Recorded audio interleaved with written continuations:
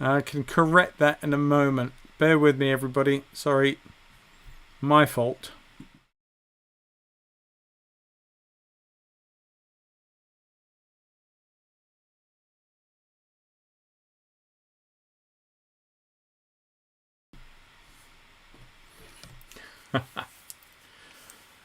I'm sorry, technical issue on my part. I do hope that that hasn't spoiled it for too many of you.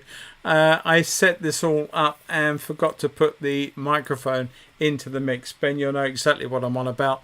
Hopefully now you can hear me. Yeah, good. Okay, so everybody, I do apologise for that. That was me. It's got no one else to blame but me. I didn't set that little part up with this headshot of me in the correct manner. So now you can hear me. What I wanted to say to you all is welcome. And I was also saying that there are, I think, 12 or so on the outside of this. Some of you are saying things in the chat. Hello, Tracy. Yeah, sound is good. Good. Okay, thank you so much for that. That was a little bit of a false start on my part. But what I'm going to be doing tonight is an oil, and it's going to be an African landscape as the thumbnail suggested. But African landscapes can come in so many hundreds of thousands of different guises. So to paint there is no typical African landscape. But one thing that is quite typical is something that's quite iconic, and that is the acacia tree. It's also known as the umbrella or thorn tree, and so many people have different names for it colloquially, but around the world we know it to be an acacia tree. So that's what I wanted to do tonight, and I wanted to do it in oil, and I want to see how we go. Now the idea of doing this also is to try and keep it fairly loose and fairly simple, without going in too much detail. And I think that if you're doing any African wildlife, then trees like this will feature in your painting, I'm sure, at some point. So it might be well worth doing this exercise. Now, one of the things that's come up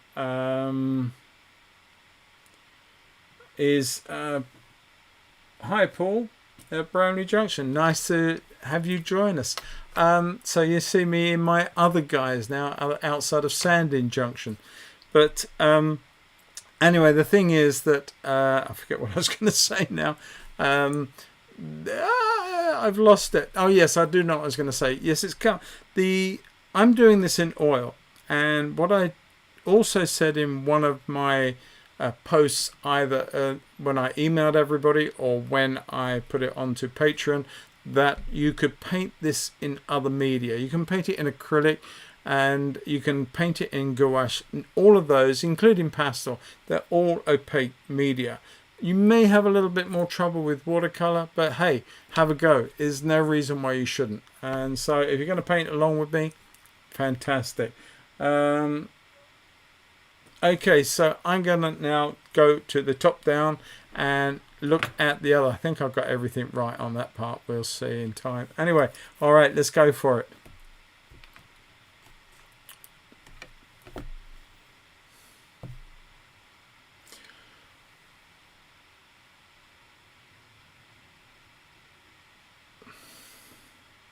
Right, so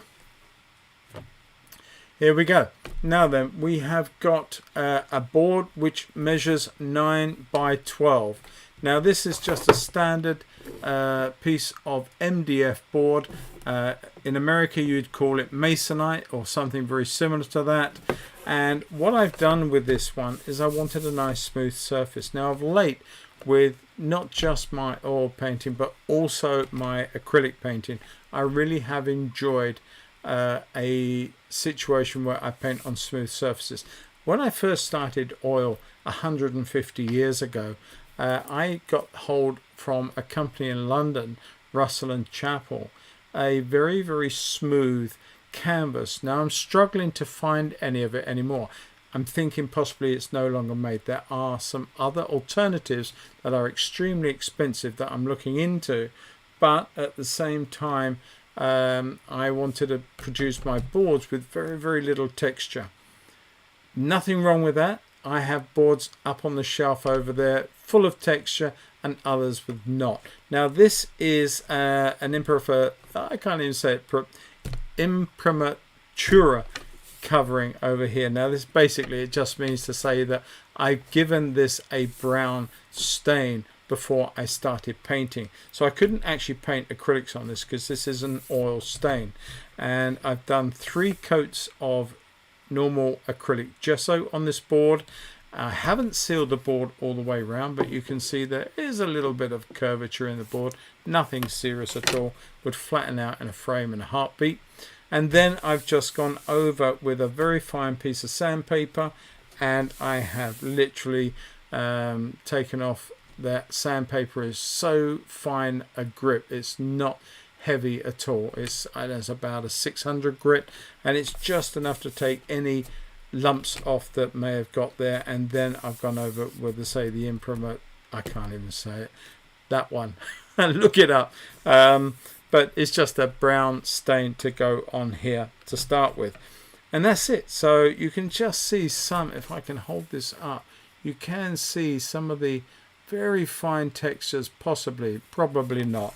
I don't want to confuse the camera. I'm getting confused as it is. Anyway, yeah, so, right, there's nothing in on the chat at the moment. What I'm going to say is that I'm going to go through quickly as I can the colors that I'm using. I know Ben's going to put up a list very shortly on the chat for you, the brushes and everything else. Now, why have I got a pair of blue gloves? I know that seems to be one blue glove. It seems to be the trendy thing. I've never used it, but I will tell you why I have one here in a very short while. My colors are, and this has been a hard one for me because 2 of my favorite ones I've had to leave out. And I'm also not using these new ones from Cranfield. I love these to death, and I think in time I will be changing over to them. Nothing wrong with Michael's paints. They are excellent paints. I really just like the buttery textures of the Cranfield, but I don't have enough to do what I want to do right now. Okay, so quickly off them, we're going to come in with some burnt umber. And I'm going to put that to one side out of the way. My next color is going to be oxide of yellow. Now this is a great transparent color. If you don't have it, don't worry, use raw sienna. It's its nearest equivalent. And the next color I'm going to be putting down is oxide of red, and it is just the burnt and the unburnt of both of them. I'm going to turn that camera away a little bit. It may darken some of the colors, but you can get some idea of what's going on here. But transparent oxide of red, and again, if you don't have it, don't worry. It will be your equivalent would be burnt sienna in this case. Now I have yellow ochre. It's a great cool yellow, so I'm going to put that down right next to it. Going to go through these as quickly as I can for you. Good evening, Keith. Nice to see you. The other one, which I've always given you lots of information on to be careful of, and that is phthalo green. And it is because let loose, it is an extremely aggressive green. And there are reasons why I'm putting these colors out tonight. And it's part of an experimentation, I've got to say. I have my favorite colors, of which I've just shown you 2 of them that I've abandoned for this particular evening's jaunt. And it may be that I leave them out totally, but who knows? I'm not too sure. Now this is my all new favorite color. This is cobalt teal. I've been using it for a good few months now, and it is just absolutely a beautiful, almost pure turquoise color. Now I got this one from a company called Blue Ridge Oil Colors in America, and any Americans out there, they are absolutely the equivalent of this company, and indeed this company. All these companies do handmade color, and they do it absolutely excellently. So I just wanted to get the actual cobalt tilt from this company. Now, having said that, there is a company, Winsor & Newton, and they do a light version, a light cobalt turquoise. I think that's what it is. If you look it up, you'll find it. It is very, very similar to this one. It's not absolute, but it's not far off, and certainly means you do not have to keep sending out to America for anything. Now I've got to make sure that I keep this on camera. So here is my quinacridone magenta, shortened to magenta, but it's the same product. You can use alizarin crimson if you don't have this one, and making sure that you have the permanent version, because the normal alizarin crimson is fugitive and will change color in time and can wreck some of your color mixes overall. So now I'm coming into cadmium red. Now that cad red will remain part of my palette probably forever, and I'm just going to see if I can squeeze one more in, which is Indian yellow. Now that's not normally one that I will put into my oil palette. I would have cadmium yellow there, but there is a reason, and I wanted to show you that. Now this one is cadmium lemon, or cadmium yellow lemon, not to be confused with some of the lighter cadmium yellows, or the light get that again, the pale lemon yellow, which is often seen. And if I can get this open, I picked the wrong tube, I think. No, I didn't have enough shredded wheat this morning. Let me give this a bit of a... Cool, I'm going to have to find another one. 2 seconds, I'll be back.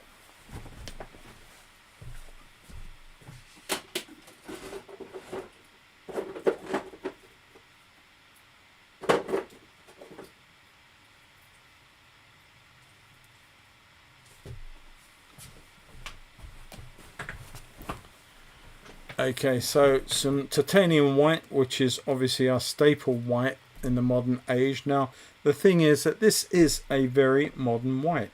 There's no two ways about it. It's very, very potent as a white. It is a bleaching white in many regards. You put too much into your colors, they will go all milky and pastely and look awful. Which brings me to something else that I want to talk about very briefly, and that's this little beastie. Now, Kremnitz white is a new white in certain ways. The old white that we used to use a lot of was called zinc white, and zinc white was part once of lead white. Now we all know lead white has been banned, and the zinc white that is sort of pretty much taken the role on as a mixing white. It's one that is not as powerful as this color, this white here, titanium white. This is really supremely powerful, but zinc white is merely less powerful and a tinting strength only, which is great because it will help your colors remain fiery and alive instead of bleaching them out if you want a lighter color. Number 12. Sorry, Ben. What's that? Number 12, Ben? Oh, sorry, that's the colors. Thank you, Ben. So, a lot of people have been saying that Kremnitz white is a fantastic replacement because zinc white has got longevity problems. It can crack, it can cause all sorts of problems over time, and if you want your paintings to last a while, then you probably shouldn't use it. Now, I have used it in the past many times, and I've never really noticed anything wrong with it, but I'm jumping on the bandwagon with everybody else and thinking that maybe I ought to stay away from it. So this is the new mixing white of choice, but it comes with its own issues. It is a lead carbonate product. It is carcinogenic and can cause cancer if you start eating loads of it and mistreating it. Now, that's why I've got these. And the thing I've got to say that I'm not sure why Michael Harding only supplies it in this great big builder's style push tube, you know, one of these gun tubes that you've got to keep pushing up through. I think it's a crazy way of packaging this paint, but it may be that there is some legal precedent in the UK when it comes to marketing that it can only be supplied in this form. However, if you are in America, you can buy in tube form from this company, and I will probably be sending out for some more Kremnitz white in tubes, and I don't know what I'm going to do with this. I'll probably use it when I know more. But anyway, I'm being very, very careful, and I'm not worried about this right now, but when it comes to cleanup, where this will be all over my palette, I will take care.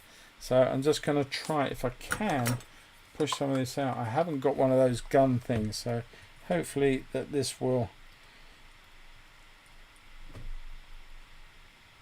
Okay, I've got enough out for this evening. That wasn't easy. Put that down, get rid of that. Let's put the lid on. And I'm going to put this right out of the way. Don't need it here. Make sure my hands are clean. So you can see, hopefully, that this white is slightly creamier looking, quite almost grey looking. It doesn't have the tinting strength that this one does. So hopefully that will be helpful to you. Right, okay, so brushes. Well, you all know by now, if you follow my paintings, no, I'm not going to use all these tonight. This is just one of my oil pots. There are some real fancy ones in that I don't need at all. But yes, so basically most of my brushes, in fact all that you see in my hand here, are from Rosemary & Company. Mainly they are either the ivory daggers, ivory flats. This is actually a hog hair, but these are ivory hair, and these are called evergreen. Now the ivory and the evergreen, along with the Shiraz brushes, if I have any here, I have got some, they are all synthetics, and only a couple here are actually hog hair. Okay, and I don't mind either. Hog hair will give you a coarser brush mark. Very quickly, we have got 3 types of liquid to show you. This is liquid impasto. This will be squeezed out on the palette and sit there, it will not run away. Or you can use the regular, which is the original, and it can sit in a jar. It is slightly more movable. Or you can have this one if you really want to get into fine detail. This is liquid fine detail. Essentially they are all the same product.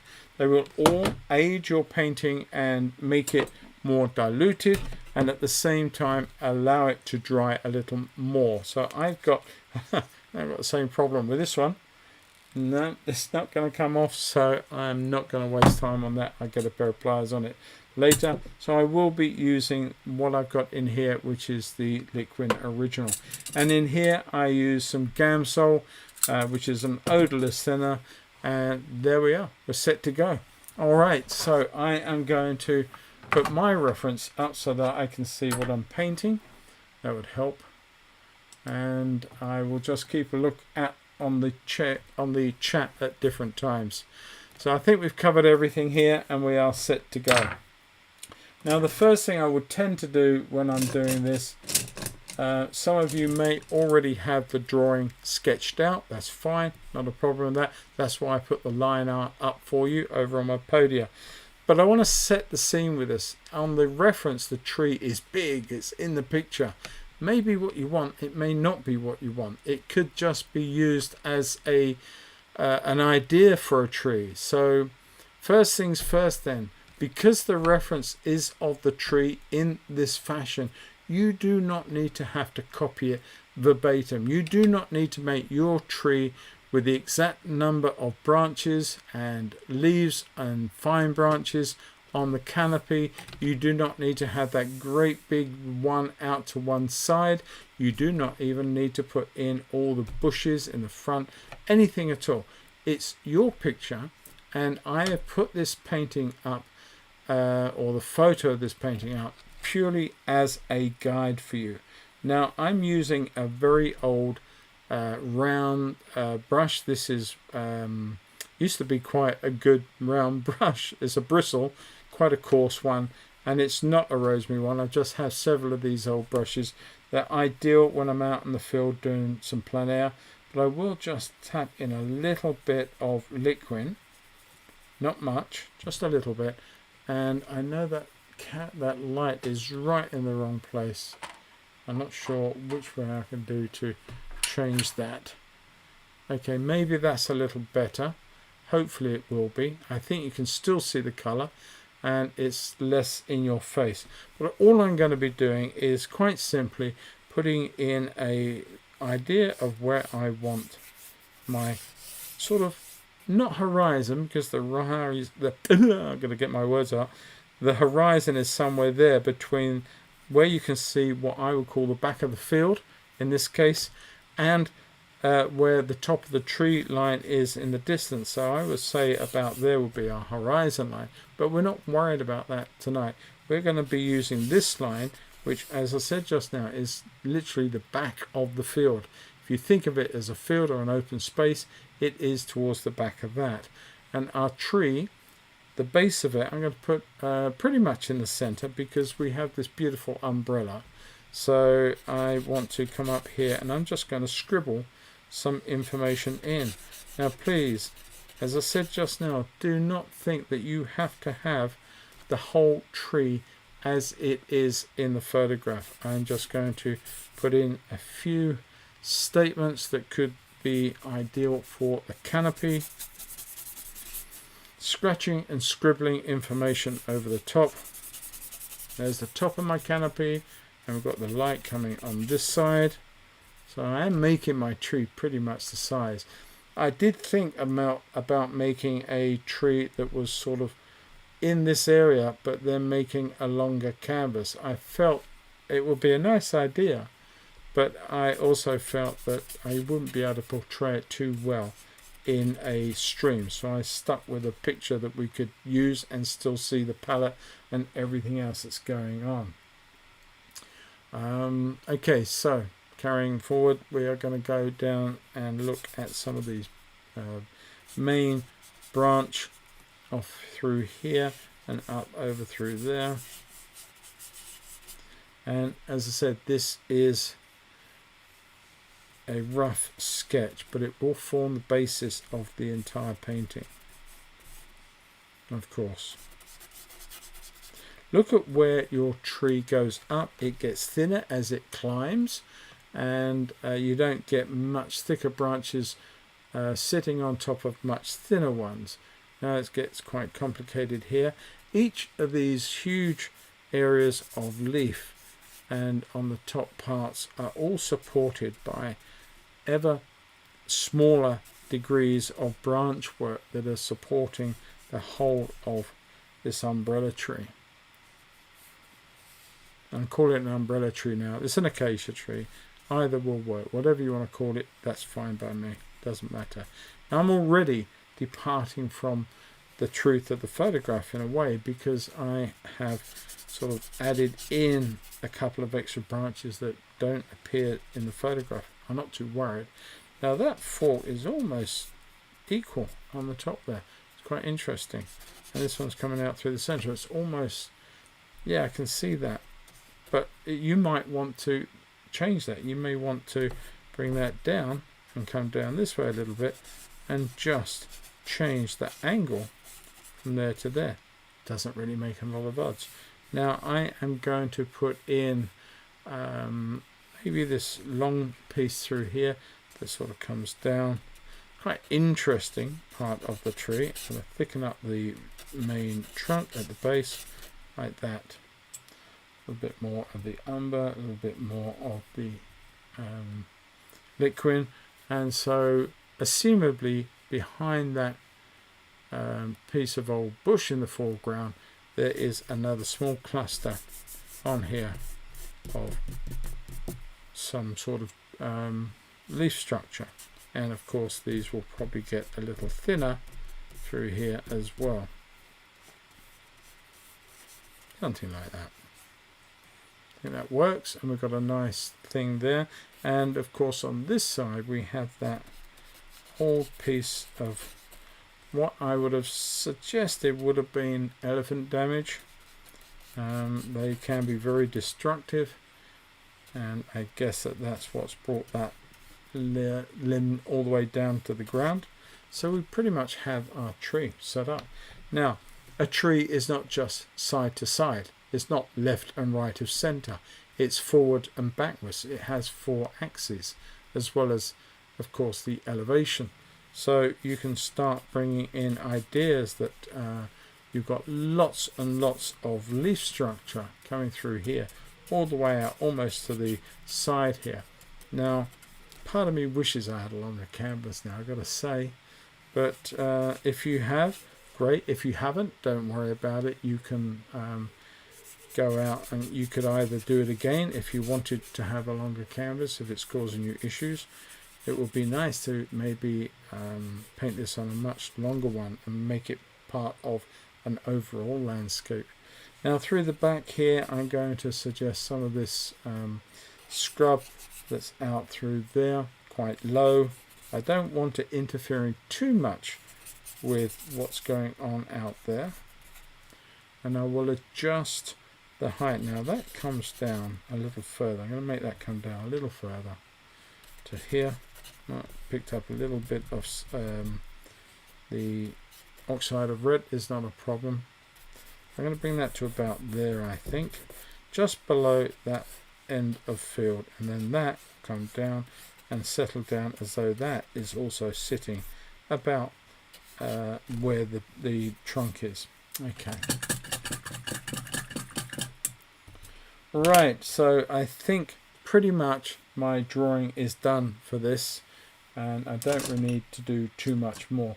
What I will do is just touch upon why I have got this mix of colours over and above my normal colours. In other words, I've got no cobalt blue, which is one of my favourite blues, and I have no cadmium yellow because again it's my favourite, or one of my favourite yellows.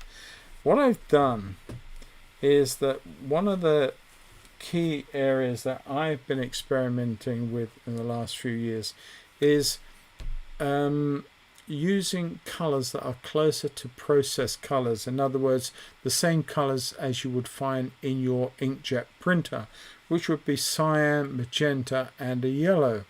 And so to their end, they are all transparent colours. And to get close to that, then I've been using, well, phthalo blue is probably the closest, but I'm not using that. I'm using ultramarine, and I'm using the turquoise color here, the cobalt teal. Magenta is there, and my yellow is there. Now they are transparent yellows: Indian yellow, magenta, phthalo green.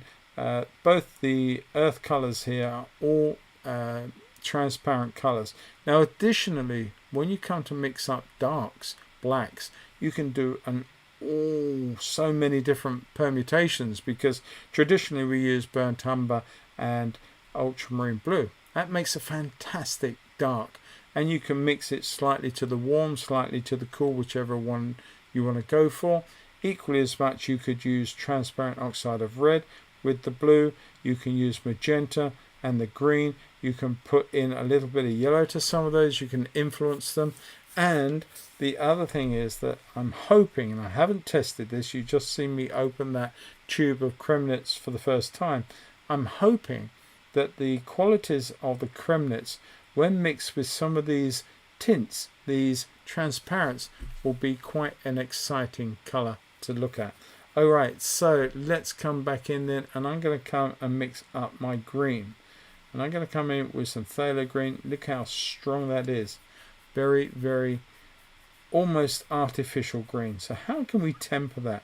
Well, I could come in with a little bit of yellow, and look how that's changed that. It's made that more acidic.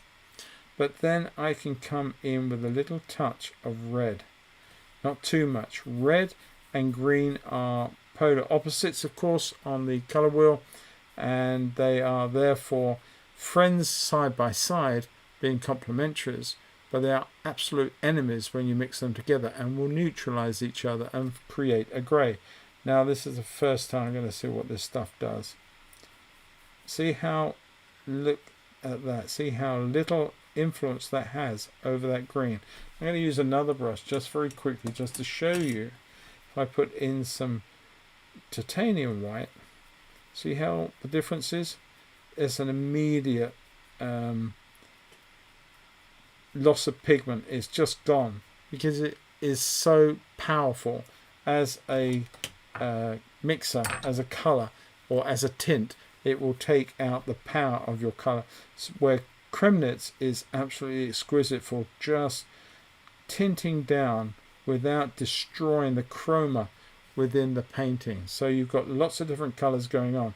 I'm going to put some yellow into that just to get rid of that pure white, just to help that green out. So we've got lots of different green tints, and I'm going to come over with a darker value first. So I want to come in here, I'm going to pick up some of the phthalo, and I'm going to mix that with some ultramarine blue, and mix a little bit of the Kremnitz to that just to see where that takes it. Now we've got quite a cool but very dark shadowy colour, and I'm going to put some of that in to my tree. Now it may be too green, and I get a feeling that it is, so I'm going to mix a little bit of red into that.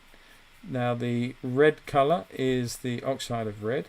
It's not as powerful in terms of an opaque red, but it is certainly great at tinting down a green because it is a transparent colour. So I'm going to use the dagger, which I do love using. They're great brushes. And while we're talking about daggers, one little tip: don't ever throw a dagger that's worn away. Let me just show you what I mean. This one is fairly new, you can see. This one is anything but new. Look how furry that looks, but that will be ideal for putting in little bits of branches and twigs and bits and pieces further on in this painting. So don't destroy them. I have so many old brushes. I do have a clean out now and again, but I do have a lot of old brushes that I just keep on hand because you never know when you're going to need one. I'm going to come in here with just a little bit of lighter colour, and I'm using this little flicky action because I'm trying to mimic as best I can some of the sort of leafier ends to some of these beautiful shallow shapes on the top of the canopy, and those are the ones that will get ultimately much lighter towards the end of the painting, but for the moment they will remain quite mid-tone, these greens. I'm going to come this way and I'm going to suggest in we've got our canopy this way. I do think that our tree should have been a bit wider. I know I keep saying that, but it's actually a feeling that I've developed over the painting of this so far, but we will stick with it because I haven't got any choice really. I should have thought about that a little more.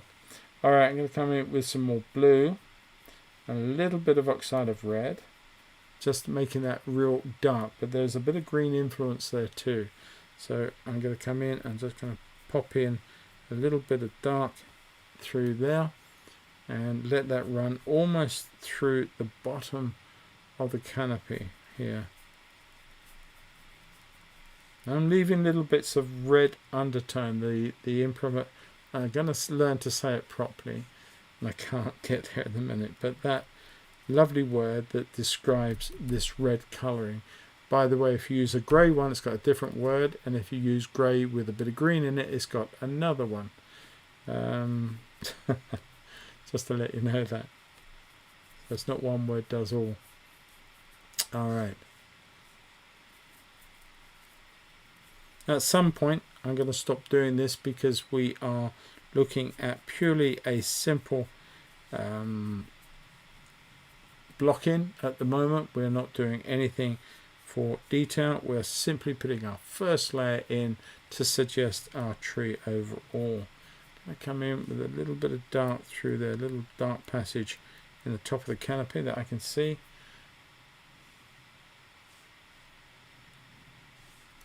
Now, if you want to make this part of a wildlife situation, you could quite easily come back in with some other reference, such as maybe a few baboons running around the base here, foraging for seeds and insects and other things that it can grab. You could put some guinea fowls under here. You could put maybe a tawny eagle up on the top, something like that, which all helps to turn this from a simple study of a tree to something that's a little bit more in terms of a wildlife study. Now, you'll see that the photograph has got our tree and it's got our green behind it, but there's very, very little different between the greens here and the greens here. And so we have to lie. We have to cheat a little bit. So I'm going to come in with a bit of red, a little bit of our teal colour, a little bit of lemon, which is a cooling colour. I'm going to come in with a bit of the creme nuts. I'm quite liking this already, got to say. And I want to put in a somewhat cooler, that's a little bit energetic. I'm going to come with a bit of red into that, just to tone it back a little bit. More yellow into that. So this is principally a cooler but darker value that will represent some of our foliage of trees and whatever they may be behind this on the corner or on the back end of the field. So I'm going to bring that all the way down, try and stop the canvas or the board moving. Nothing on the chat, okay. So I'm going to run this all the way through here. Quite dry brush. I'm going to make it too dry brush. If this was a textured board, we would have a little bit more of a problem because we'd be trying to fill all the little valleys between all the peaks on whatever our board is coated with or put into, as it were. So this is fairly smooth, so it's covering up quite nicely.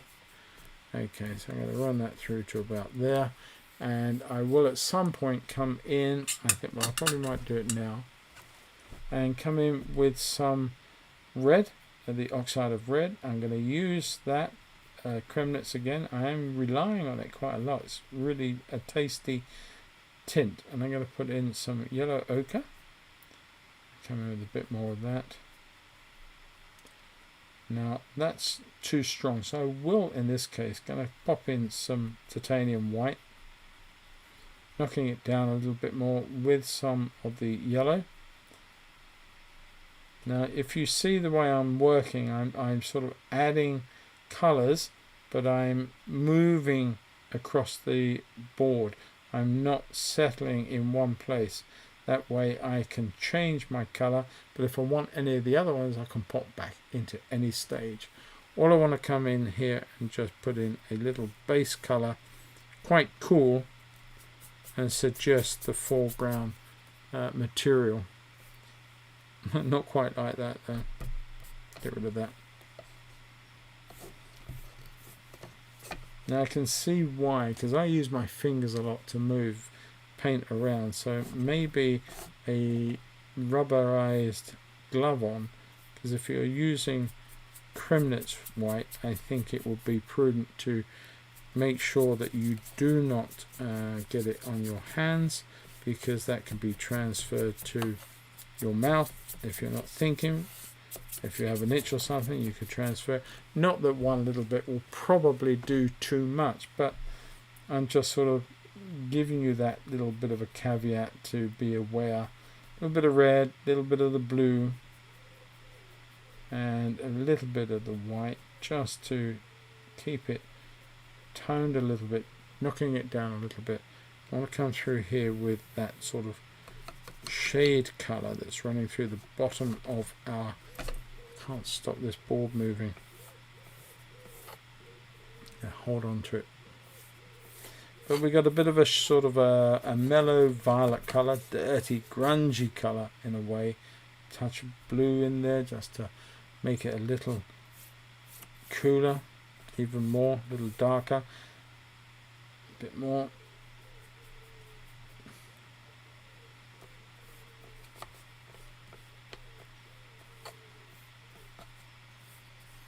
Okay, now we're going to use some of that through there just to suggest also, before I forget it, the sort of back end of the tree. There's quite a bit of a shade, shadow colour, cast shadow across there. Lots of little bits of information in the ground as it is, and lots of subtle little bits of shadow and form across that lighter colour. Now, as all painting goes, this study can be altered, you can add to it, you can subtract from it, you can do almost anything. I'm just trying to get it set up so we have a very good base to which we can carry on.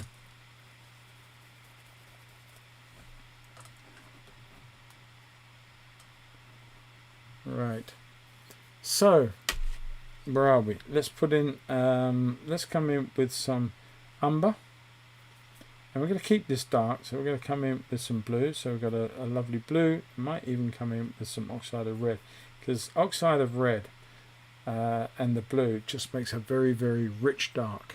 So I'm going to come in and I'm going to sort of start suggesting some of our branches and our limbs.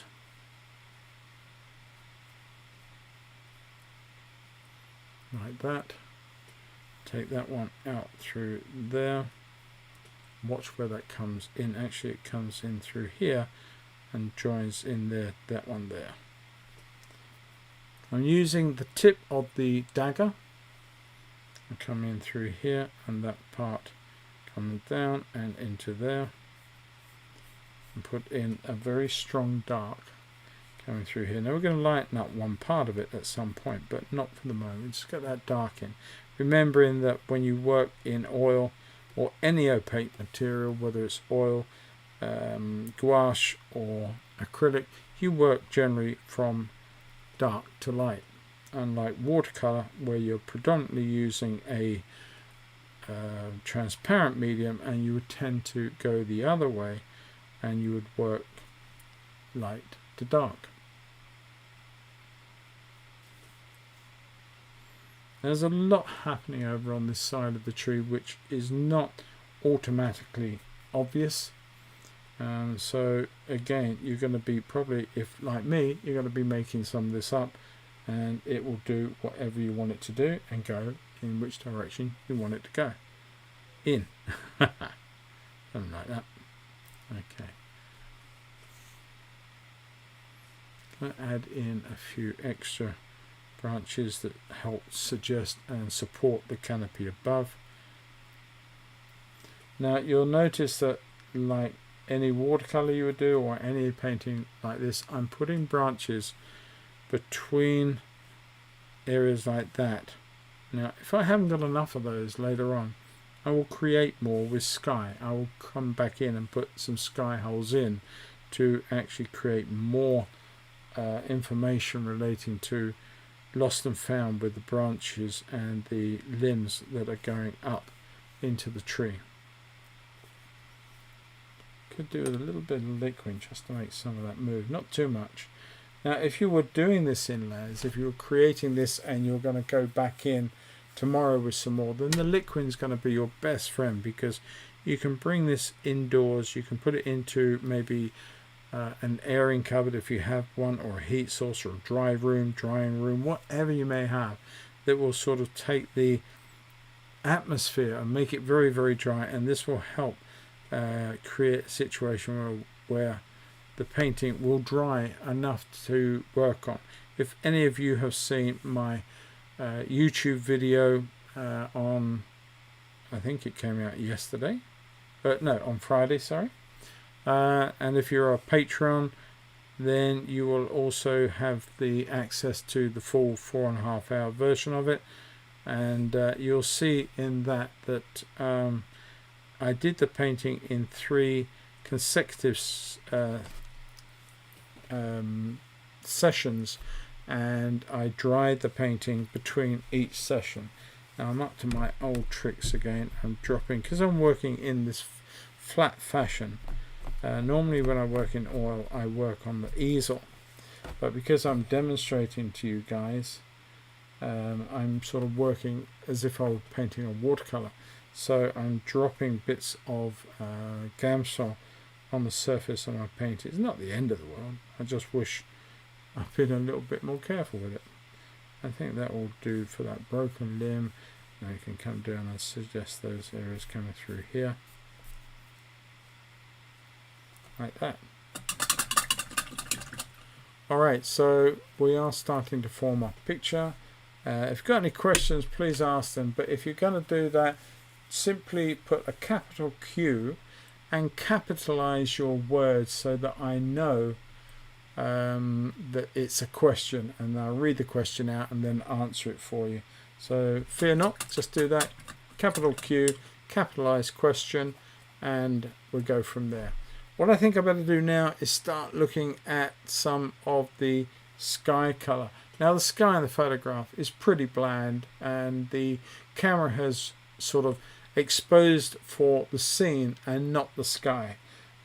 If you ever get a situation where you've got high contrast, like a dark tree in its shape and its form and a pale sky, then take a picture of the tree like I've done here, but then take a second one and register your sort of metering for the sky. It will make the tree almost black, but it will give you any sky that's going, and it's really sound way of doing it. Alright, so for my sky, let's have a look. I'm going to come in with some blues, and I'm going to come in with some titanium white, like that. I'm going to touch in a little bit of yellow ochre. I won't want a pure blue, just want to shift it off that blue basis and see what we got. Quite like that for the moment. I'm going to come in here and I'm just going to play around and tap it into some of these green colors. That whereas I came in with the dagger coming out and just flicking it, I'm sort of almost reversing that and flicking it into our tree. And one thing I would say above everything else is please don't worry about getting every little bit of the board covered, especially if you're using a colored base as I am here. It simply does not matter.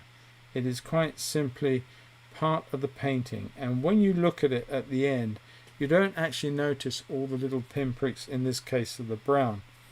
It's quite useful because what it does is somebody looking at your painting, it actually acts as a unifier. It actually helps create the painting and create a harmony throughout the painting. So don't be too worried by it, and don't think that you've got to sit there with a magnifying brush glass and start to lose every little bit of base color that you actually started out with. So I'm just going to scribble in here, and what stays stays, and what doesn't stay goes. Simple as that.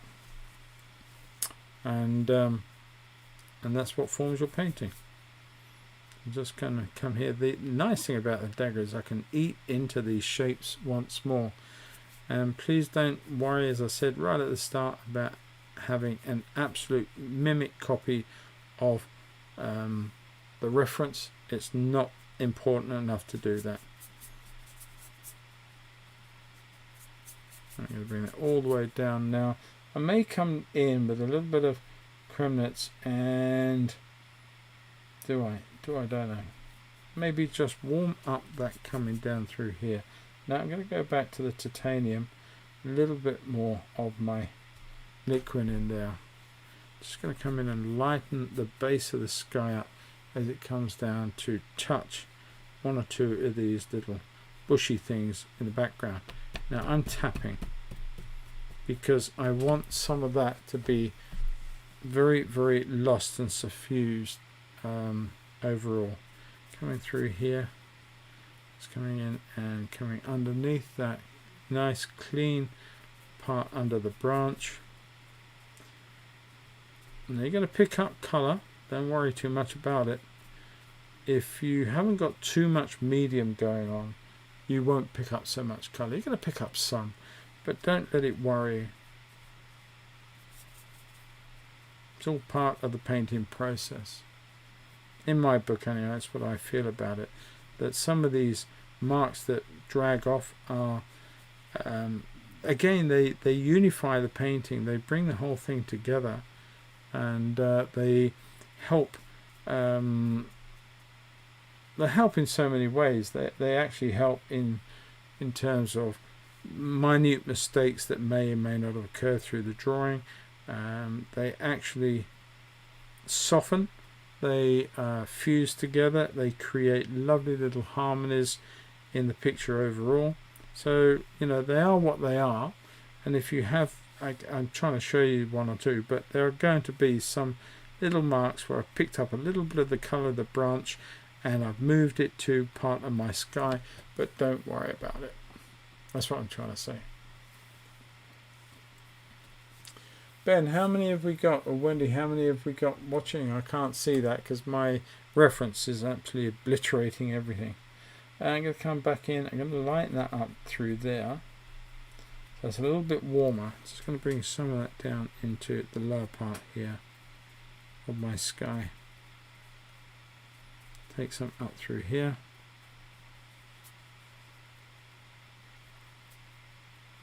Okay. Slightly light at the bottom there.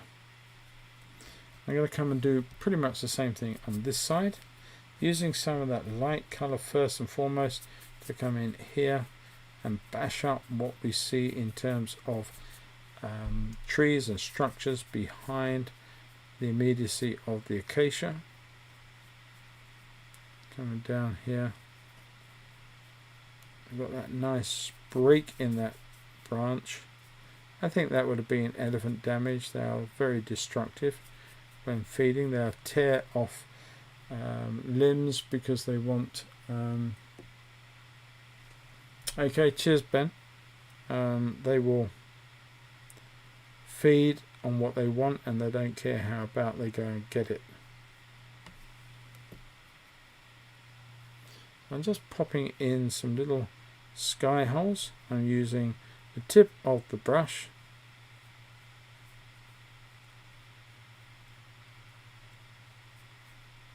coming down. Try not to get too much paint going off in different directions and mixing up with your branches, for instance.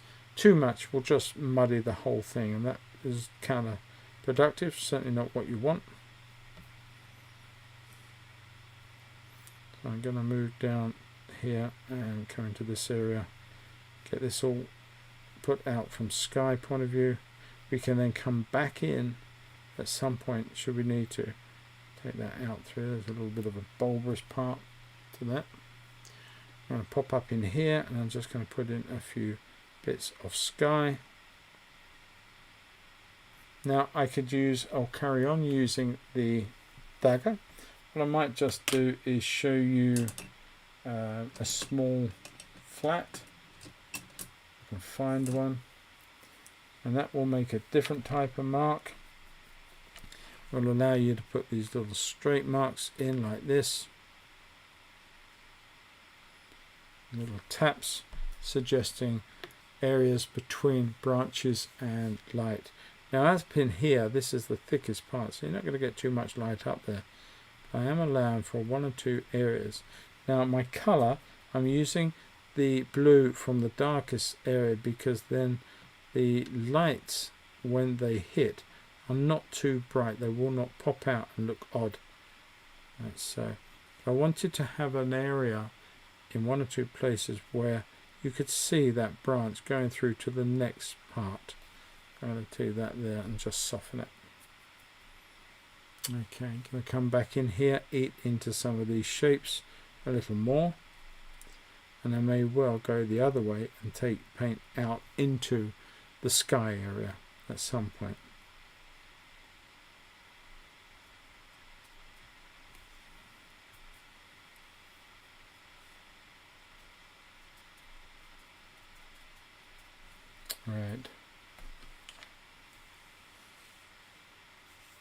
I'm going to come down on this side and use my bigger brush for that part.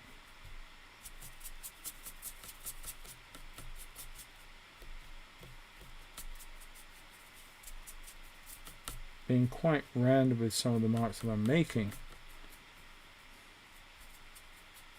But I know I can go back in and repair anything that I'm not happy with as well. Just want to get that cleaned up ready. Okay. Right, so now then, I think for the moment I've got all the sky pretty much put into places where I want it, and I will come back in with foliage and green parts at some point. Now we're starting to build on the basis, so we pretty much blocked everything in and we are now set to carry on. I'm going to return to the rigger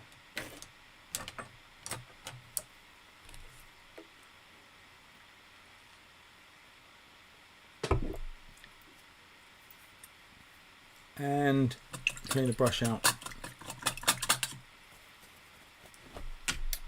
Right, so where do I need to go next then? Let's start looking at lighting up our tree. I'm going to come in with a bit of titanium white now, and I'm going to come in with just a tap of the Indian yellow, maybe a little bit of yellow ochre, a little bit more of the cobalt teal, and looking at a cooler but lighter color of green. I think that may be possibly too much, I'm not too sure, but I'm sort of dancing the brush over now. I want to have enough to deposit, so if I come in with a little bit more liquid, it will help release the paint off the brush quite nicely. I'm trying to suggest some of these wonderful branches that are just very, very fine. You're not going to paint very, very fine. That's not the idea. We're painting an overall feeling that will suggest an acacia tree. And you've got to look at how light or dark something is. That's very, very pale and insipid and lost. You've got to come in and beef up that colour a little bit more. I'm going to come in with a bit of blue.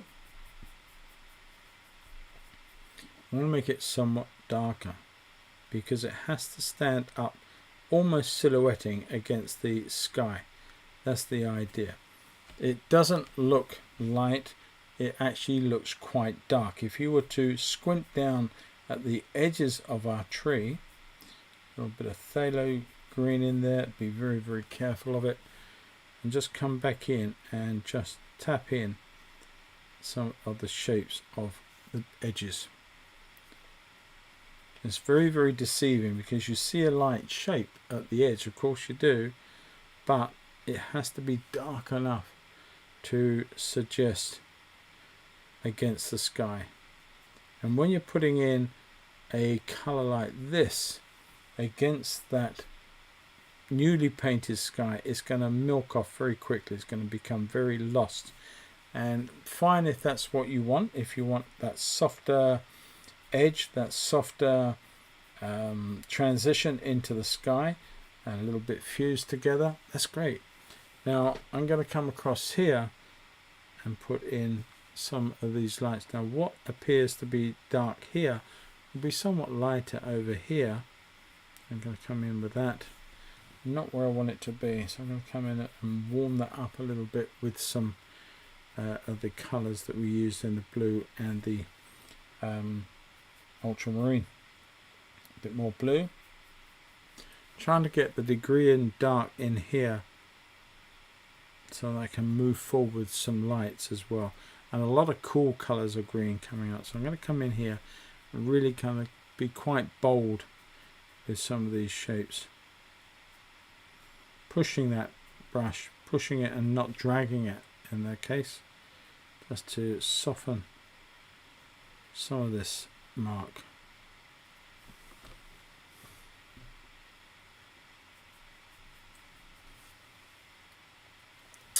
And on the top here we've got some more darks. The painting is starting to get a little bit on what I call the wet side. And you have to be mindful of that, because at some point you'll stop actually having too much effect, and you may have to end up having to let it dry to continue on. So be mindful of that.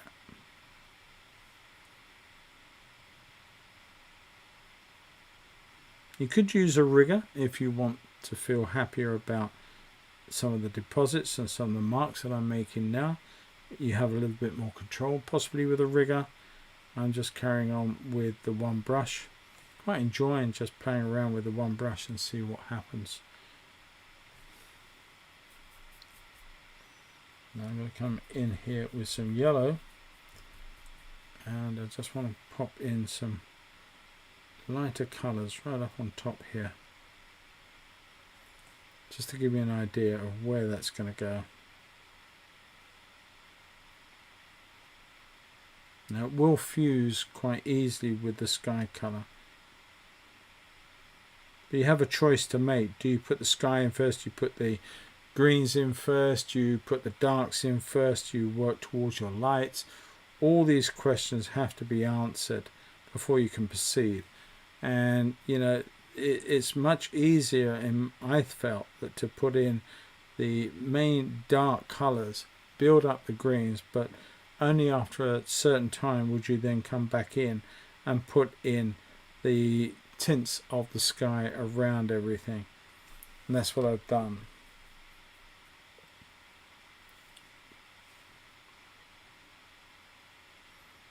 The thing to bear in mind when you're painting something like this is you add more, you go out like here and you start to add paint on, and your picture is starting to grow. It's getting wider, everything's getting bigger and further out, because you tap something and it leaves another mark. Oh dear, and you got to do something else to that now. And all these considerations to make when you're painting, that you know, things just want to morph and grow and change on you, and that's fine, but don't let it go too far. Now up on the here in this area, we've got a big tree at the back, quite a cool one. I don't know if I really want to put that in, so I'm making a decision, executive decision. No, I'm not going to. I'm just going to come here and actually have a few of the sort of lower branches of this tree, this acacia, coming down this way, and just suggesting that there may be a little bit more support needed. There's a darker area under here because that's in shade from the one above, and there's some darks out through there. So again, you're looking not only at what is dark under, but you're also looking at what is in a cool shade against another part of the tree that's shadowing it from the light above. And this is, you know, when you've got multiple layers on a tree like this, then you know you're going to have all of these things happening. It's a case of sort of dissecting what's what. Part of me wants to put in that dark part of the tree. I think I'm going to change my mind. I'm going to do that. I'm going to put a bit of violet into my green.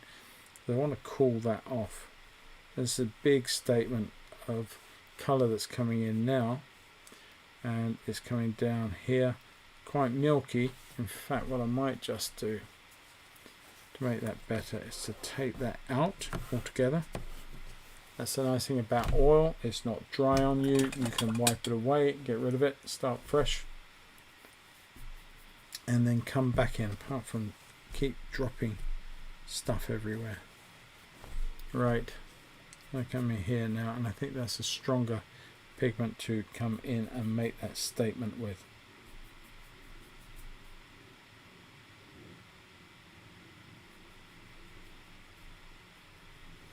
Okay.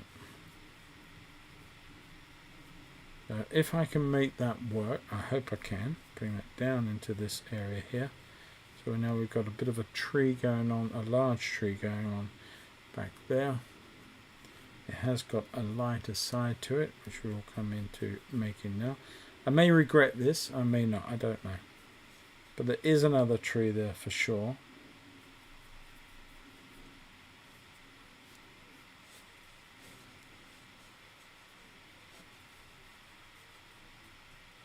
but it's sort of making, it is dark up through the top here. It goes right up into this area here. And it helps sort of highlight some of the weaver nests that are there as well, which is a good thing.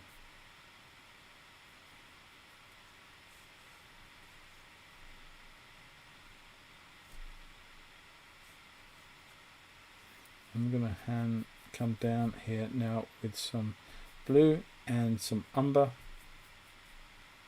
I'm going to take that and make a dark passage here. It's the base of our trees and bushes and shrubs right at the back of the field here.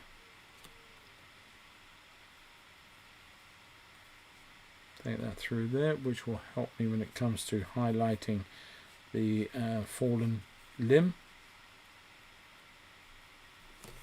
And I'm going to take quite a bit through here while we've got it.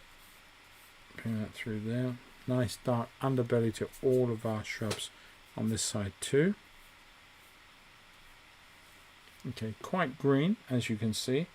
I'm going to take some of that away now. I'm going to put a little bit of ochre into that. You could also come in with some of the oxide of yellow, which is quite powerful as a tint, and it will sort of neutralize some of the greens out a bit.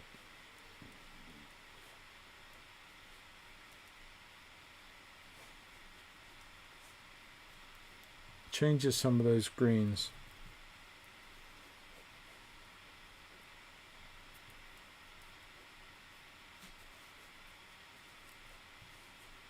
There's quite a bit coming up here as well.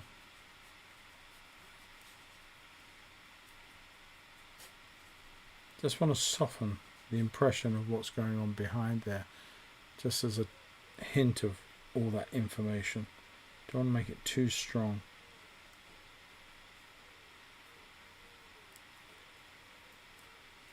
Using the tip of the rigger to dance around to suggest that there is all sorts of happenings going on with the foliage and the structures, but I don't want to create anything that's sort of absolute.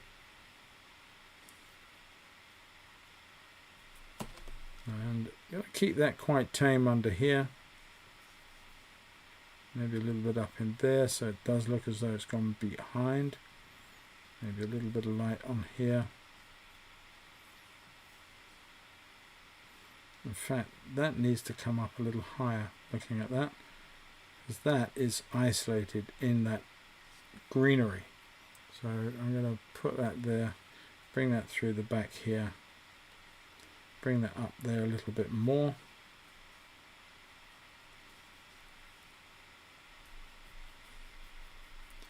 Lightening off some of these greens through here.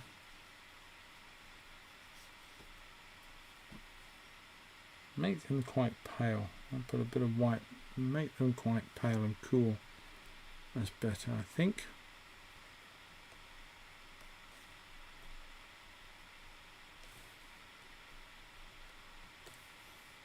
Okay. There's so much going on that it's hard to decipher what is close, what is further away, what is light, what is dark, and what position it occupies.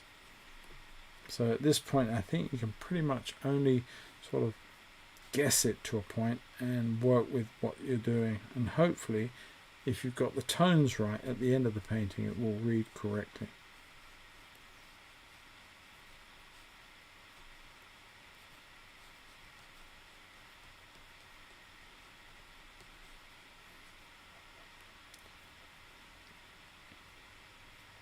Right, now, I talked to you earlier about a badly worn rigger and how it can be useful. So you can push that in.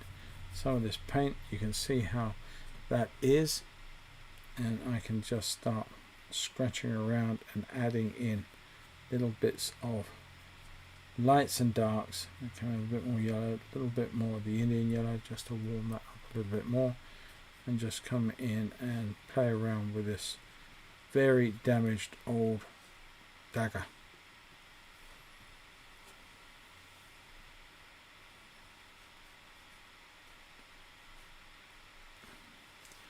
take some of that through here, but I want to come up and do the same thing but with some darker values. And take that through there.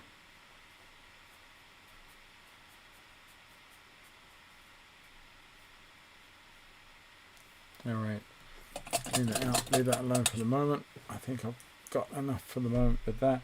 I'm going to come back in and I will probably use the long flat. Either everyone's gone to sleep or no one's got anything to ask. Or you've all gone home. That could happen too, couldn't it?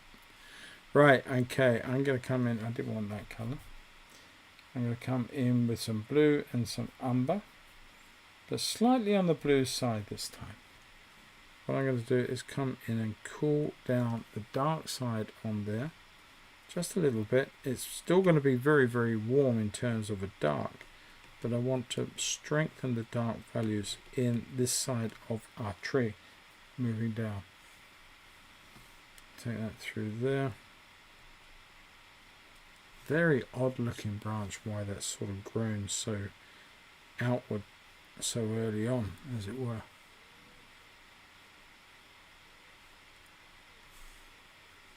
Quite thick at that joint there as well, isn't it? So it comes down a little bit thicker through here and into that part, so it actually thickens the trunk down through there. Something like that. Okay, starting to look more closely now at what is what. Looking at the structures, looking at some of the limbs and some of the areas that I need to actually do more work in. That comes down and then comes back in to there. Comes actually, that comes through there like that, joins that part there. So this part going up in here. So really and truly where we blocked in to start with, now what I'm doing is I'm returning to the drawing and seeing where that drawing needs modification, where I need to do more work and see exactly what's what. Trying to keep my paint a little drier. Tendency is to get thin lines, to go in with a little bit more liquid and play around with that idea and sort of make things a little more slippery by doing so. Not always advisable, but too late once you've done it. Now I'm going to come up in here and I'm going to put in a suggestion or two of that. Those branches up the top there. I may come back in with a little bit more sky. Lots of small branches. We're going to come in towards the end with a rigger and do a little bit more fine work. Not sure what the time is right now. Oh, time is moving on.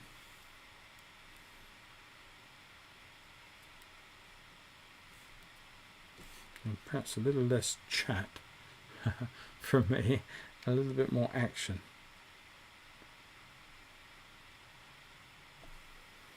Actually literally looking at the structure of things now a little bit more. There's a branch that I've missed completely, I think.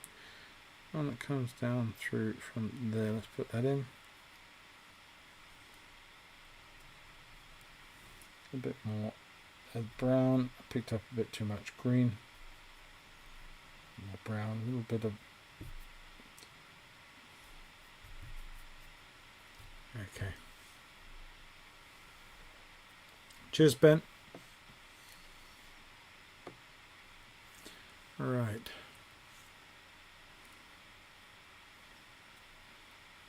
I was going to say, I'm now starting to see the wood for the trees, but that's a little silly, isn't it?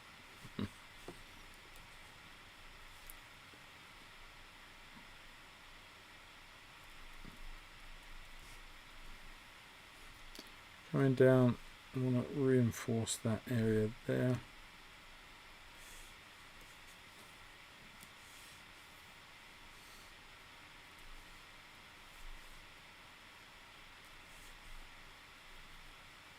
And we're going to have a few very fine branches peeling away, just to help with the whole idea of what's going on.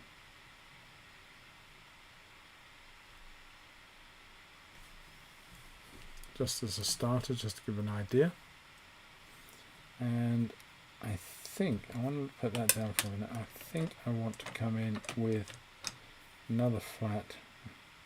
I'll come in here with a bit of a cool dark. Can't see this, so I'm going to be making this piece up. Part of me wish I hadn't actually put it in now, but I decided to do so, so we'll stick with that.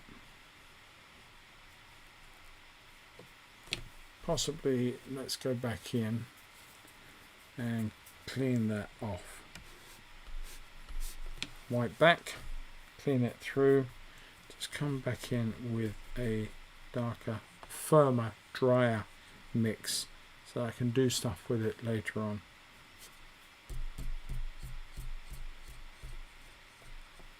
Okay.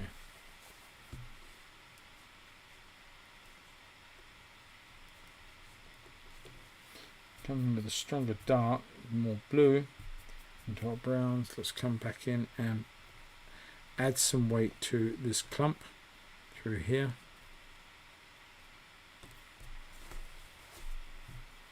And we're going to have a few extra little pieces on here. Maybe the start of a new limb, I don't know. I'll just put that in there, just very suggestive.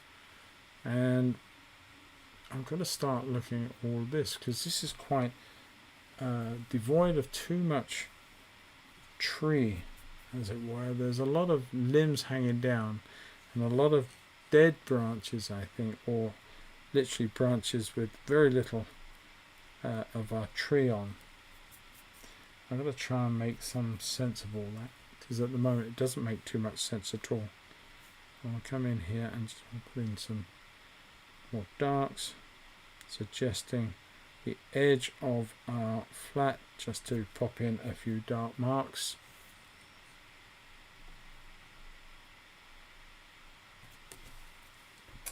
And I'm going to have yet another, in fact I'm going to use a small dagger.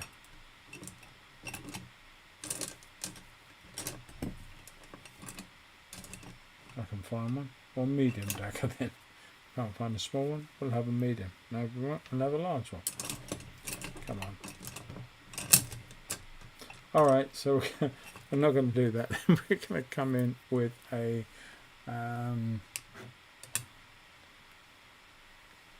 we are, Keith, not gone away, just painting along with you.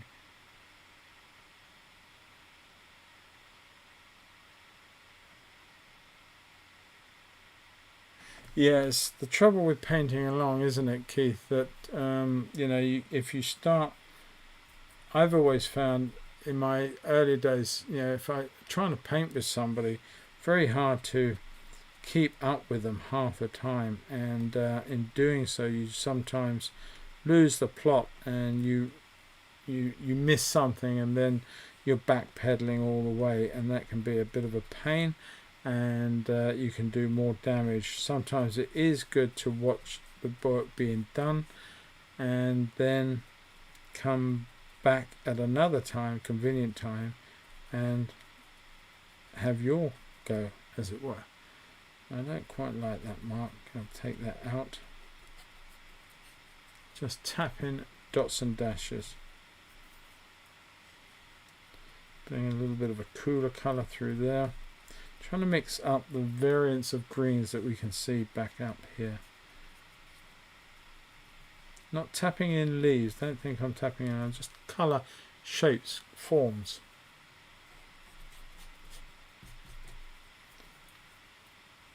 Lots of little darks in here. In fact, I want to make that whole area there much darker than it is. Okay, so for that I will come back in, clean the bigger dagger up. Stop splattering the stuff all over my painting. Come in with some more blue, some more umber, a little bit of phthalo. That's gone really aggressive. A little bit of Indian yellow into that, making quite a rich dark green. And some more blue. I'm going to put some more blue out, I think. Keep mixing until you're happy with the mix you've got. So I'll come in here and get rid of some of what was quite light up in here. So I want to get some dark so I can come back in and play with some of the other colours of lights in there, so we can see some cooler branch work and stuff further in. So I'm just going to come in here and replace that with this colour and leave that alone, and we'll come back and see what we need to do later on. It's actually taken a lot longer to paint this than I ever thought it would. It's quite a quick painting, but it's actually anything but. Not a problem with that. A painting takes as long as it takes. It's as simple as that. I mean, so many people find that when they paint, it becomes a race, and it's not a race. There's no competition. There's no lovely chalice for coming first, second, third, or last. It just stops when it's done. Okay. I don't like that. See what I've done here? This is the human part of us. We see patterns, we see shapes and forms. And here I've created this piece of tree. But look what I've done. It's got a bulbous there. It's got a little underbelly. Here I've mimicked that shape in my bushes, and I hate that. It's sort of so detracting from whatever. So I'm going to actually deliberately change that. We do it all the time as human beings. We see shapes and patterns in almost everything. It's probably why we're drawn to, wallpapers and things of patterns and forms in our homes that are as they are. But I'm definitely going to sort of lose some of that, play around with that shape in a moment.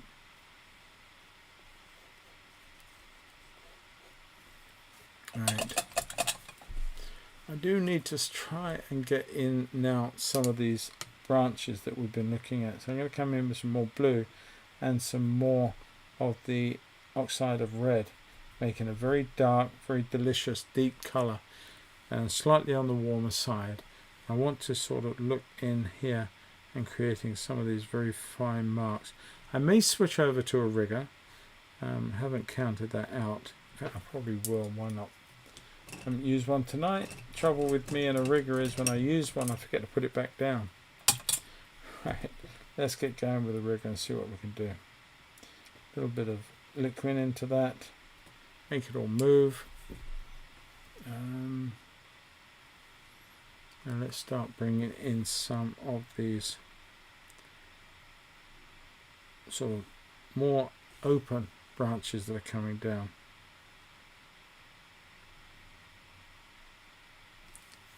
Some of the very finer little bits of branch that are going up into the tree, creating some of those much nicer, finer traces of holding the canopy up, as it were.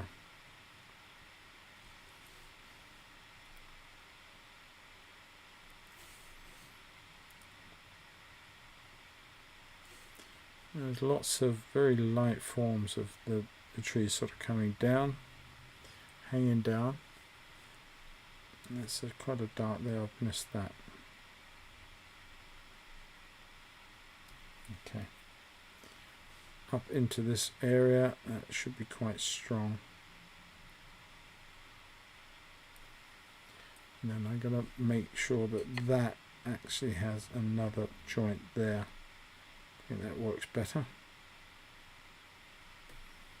So I'm actually creating much more framework now in our tree.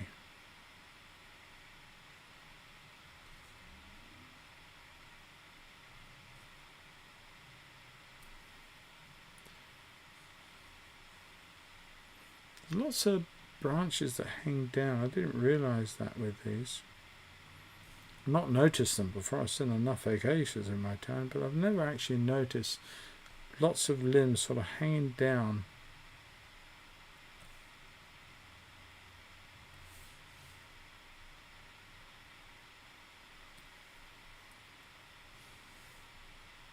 I have one that's coming out this way to support some of those weaver nests. Right out through there. Like I said earlier, tree branches go all over the show.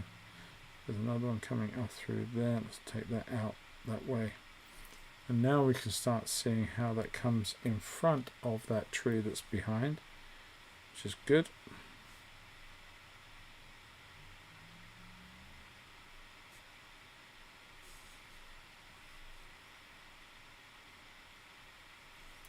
I want to get a bit of lighting going on at the moment. At the moment it's all one dark mass.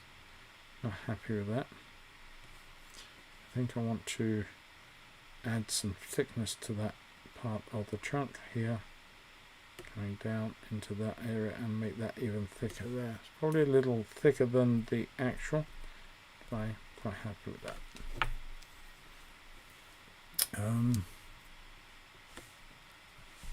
Right, let's come up here and form this broken section, and then we've got the under part of the limb coming down into the field, and then we've got to break this way, and it's sort of an odd little shape there, and then comes down into there like that. Okay, so enough of that for the moment. Let's come in and we're going to put in a mix of nice light colour. So I do want to use some titanium white for this. I come in with some reds and some Indian yellows. I want to punch that colour up a little bit like that. Some nice vibrant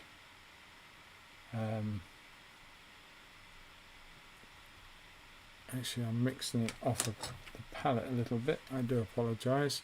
Didn't realise I'd gone off camera, but I've used quite a bit of the titanium white with the Indian yellow and the yellow ochre and a little bit of the red. I just want to see how I can set this up on the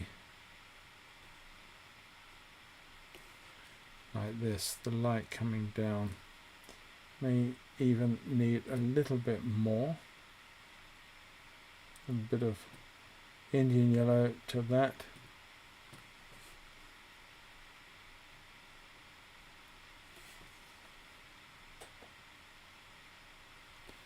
Okay, now that comes up a little bit higher.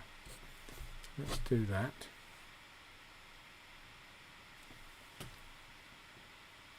I'll take some mix over here so you can see what I'm doing. A little bit of Indian yellow just to keep that lively, and a little bit of yellow ochre. It will kill it back a little bit. And then we're going to have quite a light area here of this whole branch area. Then it comes out and down and disappears in the undergrowth there. And then we've got a little slightly warmer, a little bit of red, a little bit of orange mixed there. Come to one side so it slightly glows a little bit more. And come down in here, pick up a little bit of light through there, and then that will come down and like that. So that sorts that out, I hope. But what I want to do now is use a little bit of red and a little bit of Indian yellow like that. But now I don't want to use too much white in it. I want it white, but I want to use the cremlets, and that's going to lighten it without killing it off. Maybe a little bit more yellow. If it's too much, let's come in with a little bit of the white just to one side, and we can ease that in until we're happy with our mix. A little bit more yellow, keep mixing until you're really where you want it to be.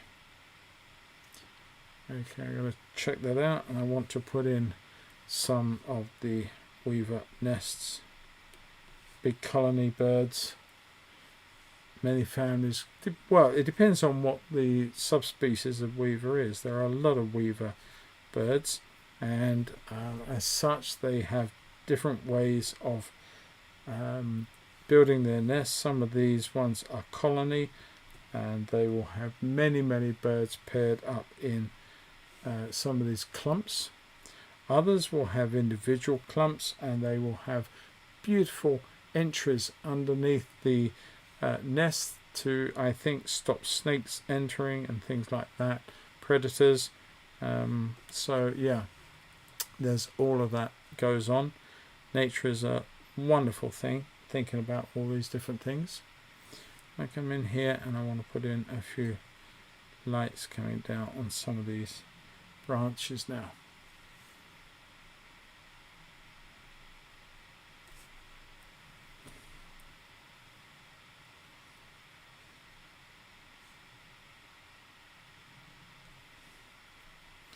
Need a little bit more fluid in the form of some liquid.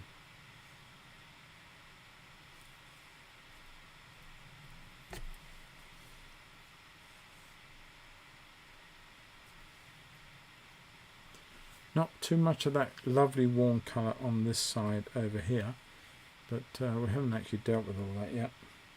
I come in with a little bit more red, put a little bit of magenta in there just to warm up some of this here. It's not as bright as other parts, and it may look it, but it's not that bright. So I'm going to come in here and suggest some of those warmer reflected lights from the sun on this side. A couple up in here and the bow of this one. Maybe a little bit more up through here. My configuration, I'm sort of noticing more and more that my tree is quite different to the photograph in many ways, but I'm not worried by that too much. A little bit of warmth up into some of these up in here, catching a little bit of light in places.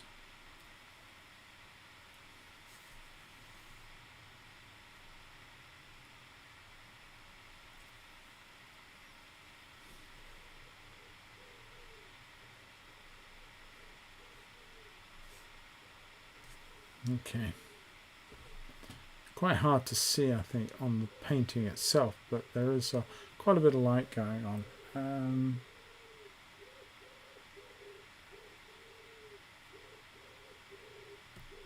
Have I got no sound again? Surely there's sound.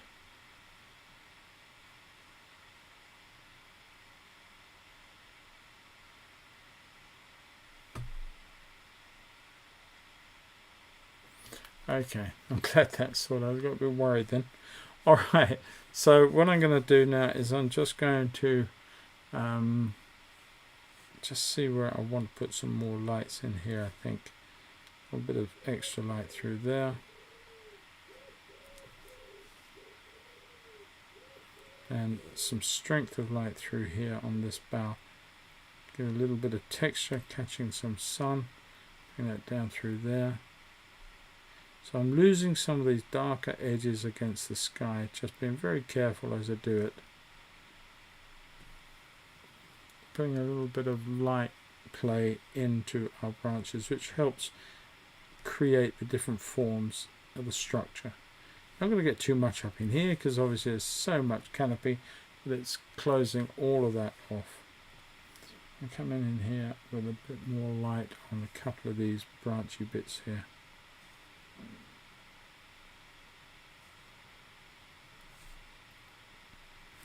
Okay, I'm going to stop there for the moment because I need to put a little bit of work in on the foreground. Now I'm going to put that dark brush down, look at my dagger again, and I'm going to come in with some blues, and I'm going to come in with some magenta, and that's going to make a big purple statement. And I'm not too worried at the moment. I just want to come in with some lovely blue violets across some of this ground. I think what I've done here, actually I've lost the picture, haven't I? I just realised it's gone down. There we are. Sorry about that. Yes, so I want to come through here with some more blue. I came through with a redder violet. Now I'm going to come through here with some lovely blue colours. And I'm dragging almost a dry brush through. And it's going to just leave paint wherever it leaves paint. I'm not too worried right now. A little bit more. I'm going to come in with some cad red this time. Too much. More blue. There we go. And that's going to come in with a dirty violet colour. See how much darker and grungier that purple is when I put that through? That's sort of giving me some of those darker, muddier areas. Well, not mud, but the darker recesses in the dirt. There's a lot of sort of bits of dirt and debris on the ground from animals walking through and using the area, of course, feeding, trekking through. Just want to break up what we've got, that lovely warm evening glow. And I've actually realized that this is turning in much more of an evening sunset type situation, or sundowner time. That time, if you've ever been to Africa, when you all stop doing whatever you're doing and you enjoy a glass of wine or something next to your Land Rover with your guide or whatever, and just have a little bit of fun as watch the sun disappear below the horizon, and then you race like heck back to camp before you get into trouble. All good. Okay.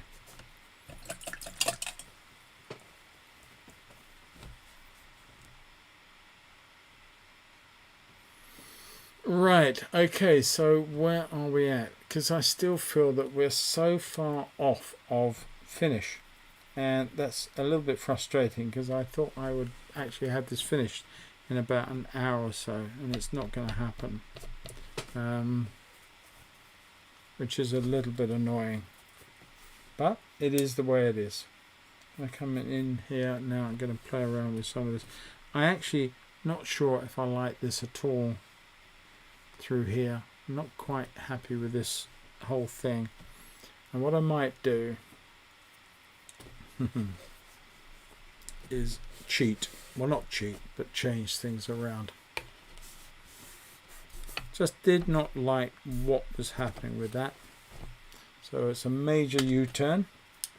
And firstly, I am going to come in with a little bit of something that will represent a bit of a tree branch coming out as we had it, like so, but I'm just going to make it a bit of a broken one. It may well be the case over on that side that I can't tell right now, so I'm going to go with that, and I think that will give us a much better. I think it was just looking very, very wrong. Wasn't happy with the way that was. Going to come in with a bit of a dark. I don't want it going out too far. Something like that. Maybe a little bit coming through on that one. Excuse me. Going to bring a bit of dark in here.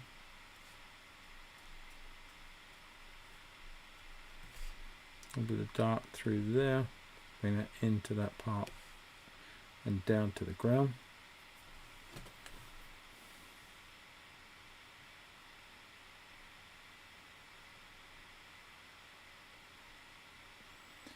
Okay, so the photograph looks simple, but there is obviously a lot more in the scene. There is, you're absolutely right. It's so complex, Keith. There's a lot happening in a picture like this, but it's all part of the fun of painting, in my opinion. We pit ourselves against trying to create something that we're looking at, and hopefully we make it happen. Sometimes we don't actually make the mark that we're looking for, but we keep trying.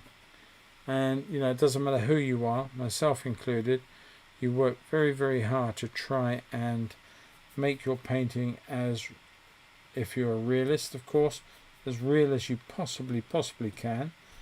And sometimes you just struggle with that.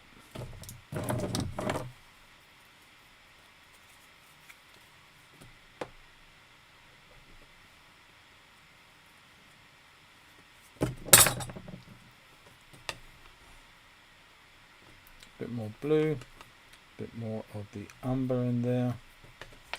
So I'll come in with a bit more dark in here, just not quite dark where I want it.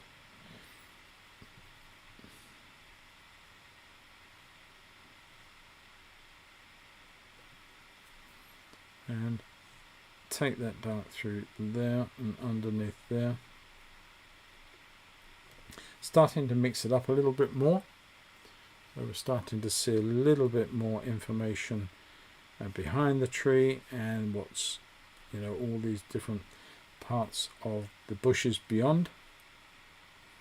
Maybe a little bit of a shape form there just in the background, just to create that, because what I'm doing is creating more contrast. What I'm trying to do is to quite literally put darks where there are lights and lights where there are darks, and that way I can actually start creating extra contrast beyond the area of the tree.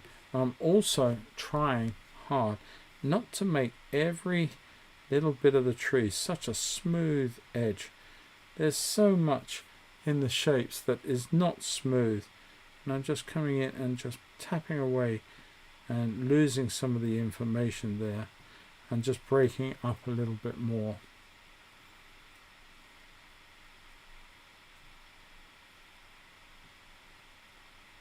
Dancing around with the edge of the dagger.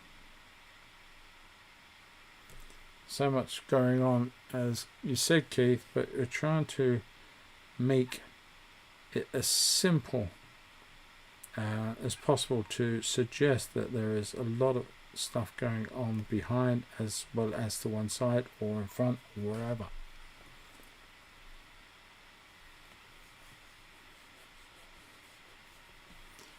So again, I haven't got too much information in the photo of what's going on here. So just be wary when you're coming to do your version that you may well have extra information. I'm just going to bring that up into this area. A little bit more green, a bit of light, a little bit grubby. I'm going to definitely just tweak a little bit of light green into some of these areas just to liven it.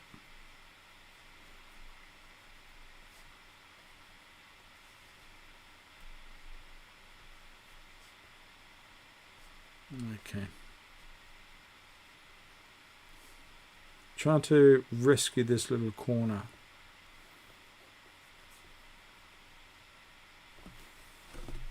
And suggests much more in terms of thicket beyond.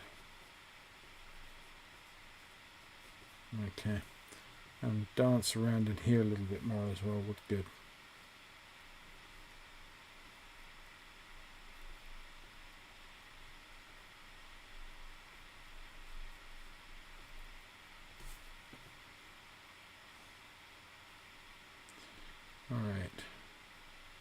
Okay, enough of that for the moment, because I can get bogged down very quickly in trying to put all that detail in and get nowhere fast, and probably spend the rest of the night to the wee hours of the morning trying to do it, and that's just not what I want to do.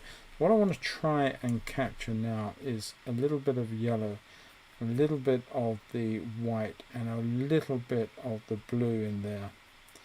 I want quite a nice green. Maybe a little bit more, maybe a little bit more yellow.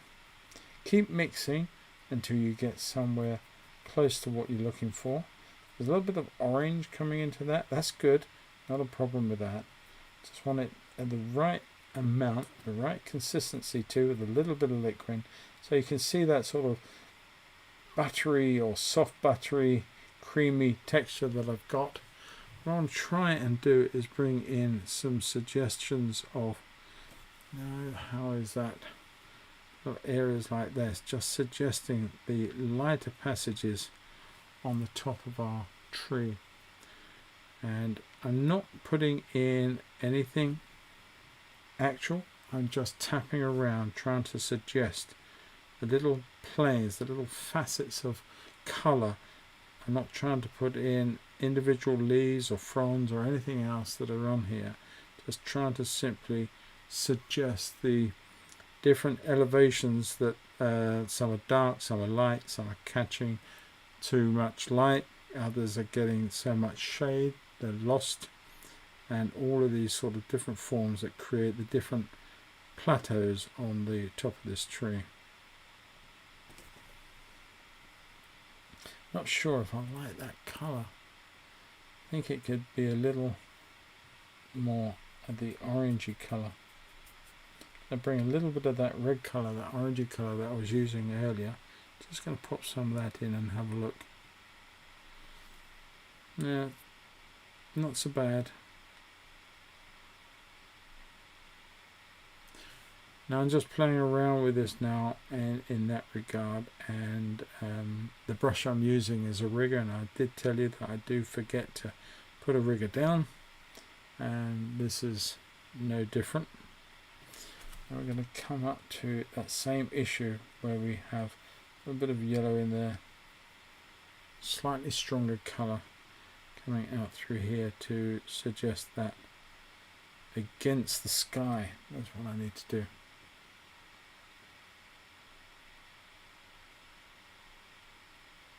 I've allowed myself a little bit of room just to bring out some of that leaf mark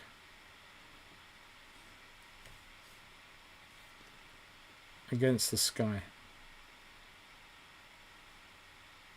It's very, very fine, so you're not going to put in big globs of paint, but you're simply going to suggest little taps as fine as you can make them. But you've got to also remember, you're not creating the photograph. You're not trying to make another photograph. You've already got a photograph. You're trying to make a painting from the photograph, based on the photograph. So many people get so bogged down with creating or getting annoyed because their picture does not look exactly like the photograph. You have to come away from that. That's just not what it's about. You're creating an image based upon the photo reference that we've chosen to use, whatever it be. Or indeed, if you're painting from life, then you are painting the scene as close to as you can based upon what you're seeing in front of you, and nothing more. Very easy to get bogged down in actual things.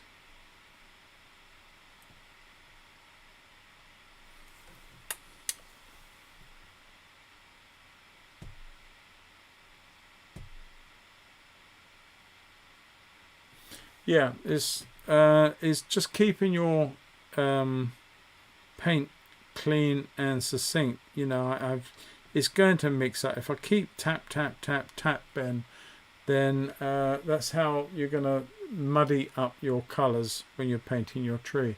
So try and put your colours in, remix, go back into your palette, put some fresh colour on, and then come back in and remix and keep going that way. If you just keep going in without cleaning brushes off, you're going to end up with so many issues that can be avoided.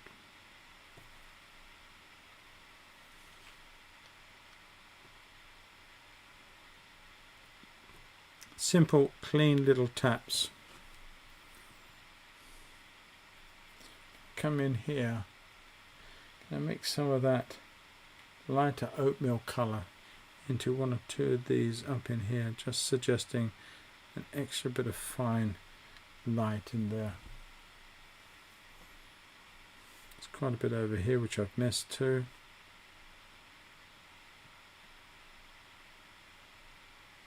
This is another thing, you've got to keep your sky relatively light to a degree, because you know, your colours, your tree colours are very, very pale to the most part. And you do need to make sure that you can register those shapes against the sky in the right way. I'm going to come in, I want to have some cooler, a little bit of blue into that slightly cooler colour, and to some of these shades in here. They're sort of still visible as individual parts of our tree, but they are also much cooler because they're in the shade.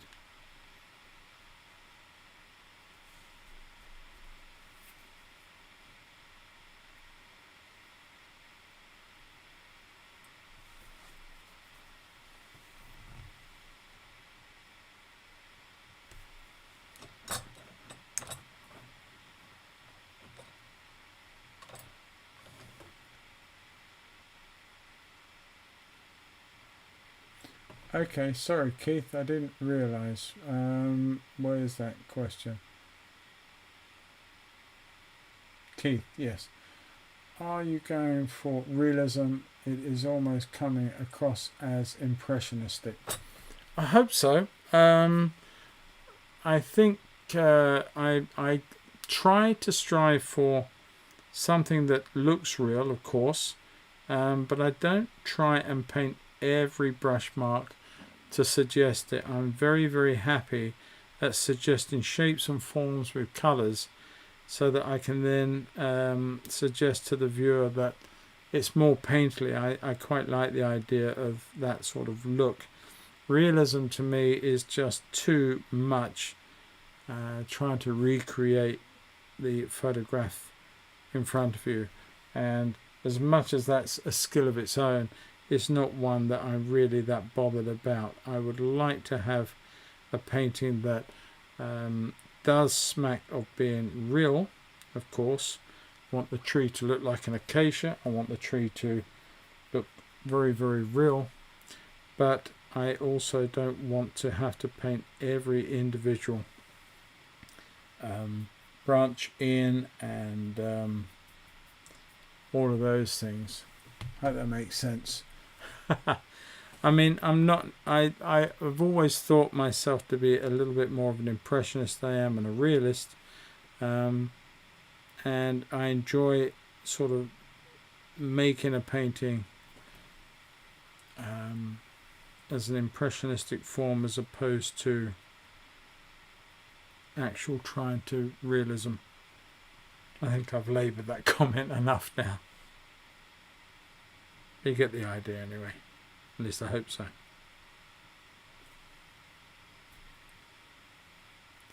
Trying to find all the very subtle little taps in. Now we'll come in with some of the sky colour, although I've actually lost it, so I'm going to have to recreate that as best I possibly can.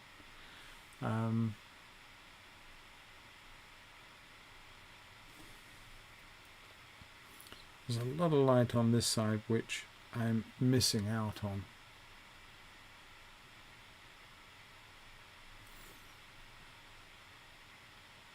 We are almost at 2 hours now. I do apologise everybody, because I have done nothing about getting the foreground in. I think I'll do another 2 hours on this before I even get close to calling it finished, I think, but we will have to draw a line and we will have to stop, and that will be fine. I may carry on painting this tomorrow. I probably will. Gone so far with it and seeing how I end up painting it, and I may not film the final part. I don't think that worked too well on the stream the other week, but I may well just put the final picture up on my podia, on my community over there, and maybe posting one on my Patreon for those who are over there and want to see it finished up. But as for filming the remainder of it, I probably won't do that, to be fair.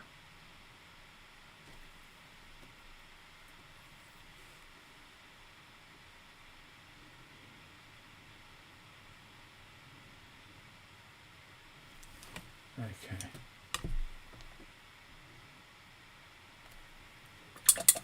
Right, so we have got a lot more work to do, I've got to say.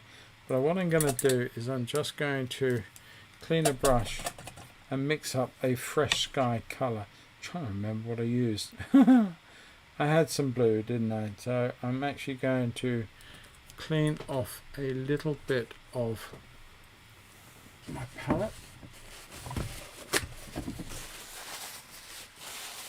through here.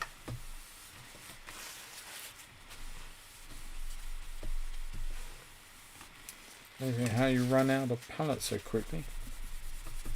Right, just give that a bit of a buff, and then I want to mix up some blue, and I had quite a bit of that going on, I think, possibly a little bit of that, certainly had a little bit of that, less of the cremnants, more of the titanium. Okay, that will probably do. And what I'm going to do now is clean the rigger and pick up a little bit of the liquid. And I just want to pop in and clean up some of these shapes and forms here that got a little bit dirty and lost over the course of the painting. Little sky holes that just help suggest so much more. Not a bad reproduction of colour. I think we've got that pretty good.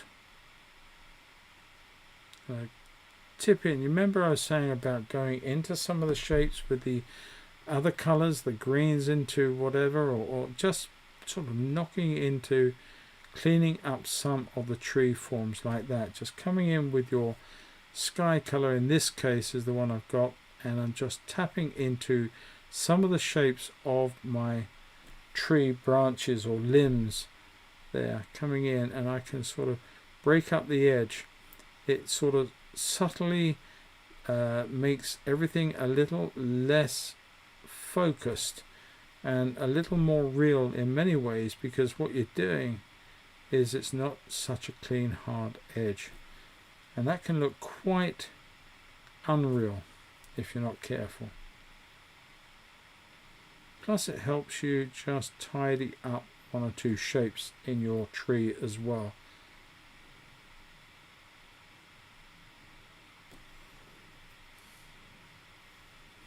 And bring some of that colour up in here, just little taps, little random taps of light.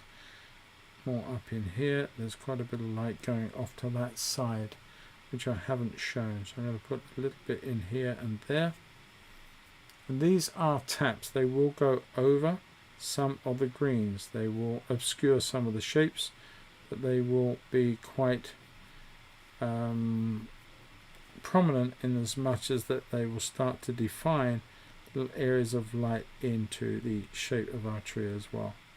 And this is where, if there's any impressionism going on, Keith, this is where it's happening, because I am quite literally not worried about leaving a little dash of light sky colour over a piece of green or over a piece of something else that's there. I'm quite happy to lose that and just lay that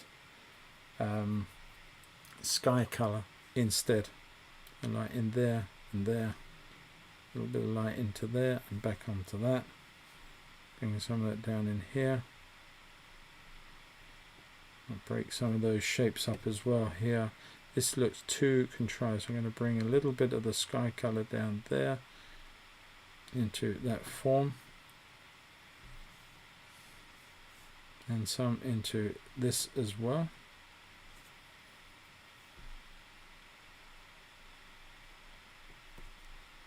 Scratching around now, mixing up and smudging the, not smudging literally, but sort of making some of the shapes merge and disappear and create other shapes and forms, so you don't know where the back trees start and stop, to be fair.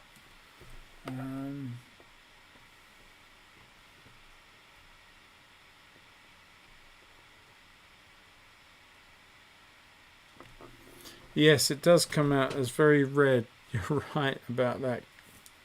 That does look very sunsetty, but I will come in a moment, I hope, and change some of what you're seeing there. I'm just quickly trying to bash this in because I'm very aware of how long this stream has been going on for. Probably chatted too long about materials to start with, which I do get carried away with. I'm just going to come in here and quickly bash away some of that for maybe more paint to go on tomorrow, because I do want to come in here and add some more. So I'm going to come in quickly and make one more mix of that and that, not too much of that, lots of that though, and a bit more liquid. Keep mixing till you've got the mix where you want it to be. Okay, so that's quite loose as a mixed colour, and I'm just going to tap in now some of these little bits of sky. That's a little too light because that will stand out too strong. I'm just going to make a slightly darker variant to one side. Hopefully that won't look so stark.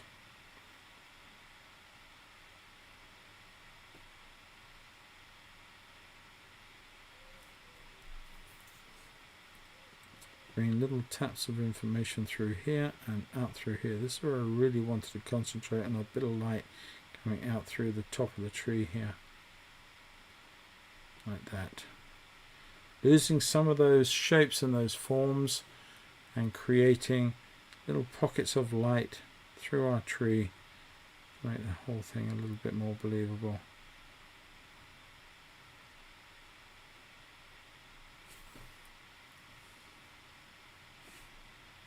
Around these nests as well, and I do have to put in a bit more through here, I think, because that looks wrong.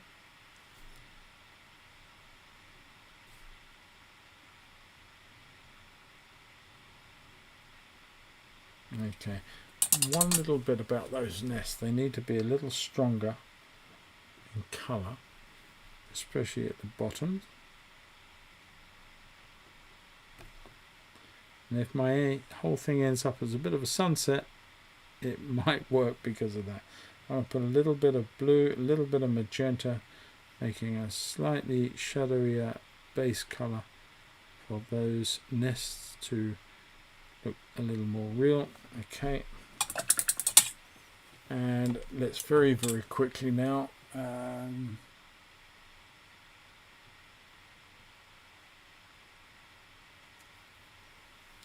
okay, cheers Keith. Foliage looks as a comfortable feel, very nice. Well, I appreciate that, sir, I really do. I'm going to come in here and just mix some of these colours together just to give me a bit of a sort of dull greeny colour through some of this, just to cool off one or two places. Not too much. It just creates a little bit of harmony and suggesting that there is a link between one part up there and this part down here. But what I want to do, if I can, is I would like to bring a bit of light. So I'm going to bring some of the yellow, Indian yellow, and a bit of the white. Bring those together with a bit of that blue so it cools down that yellow a little bit. I want to try and suggest some of the foliage that's in the park in the background. Now I'm not going to try and paint every little bit of stone, bit of grass, bit of anything, just trying to give it some form of credibility of what it is back there. There is so much back there, you'd be forever trying to paint individual pieces. And the photo shows a lot of dried grasses, quite tall grasses, some of them. And again, I'm not going to try and suggest that you paint those in their entirety. Just a few will help, maybe, just to give the idea. There's also a lot of small twigs and branches through the back there of limbs and other planting, bushes, shrubs, and there are lights in the darks. I'm just going to put in a few just to suggest them. Let some of them meet the foreground or the background of the foreground. Some of those can come all the way down so that they tend to be anchored in to that foreground area. You can bring some of those up in to some of these shapes, and because there are quite a bit of dark areas going on there, it will help you know when to suggest the reality of the scene.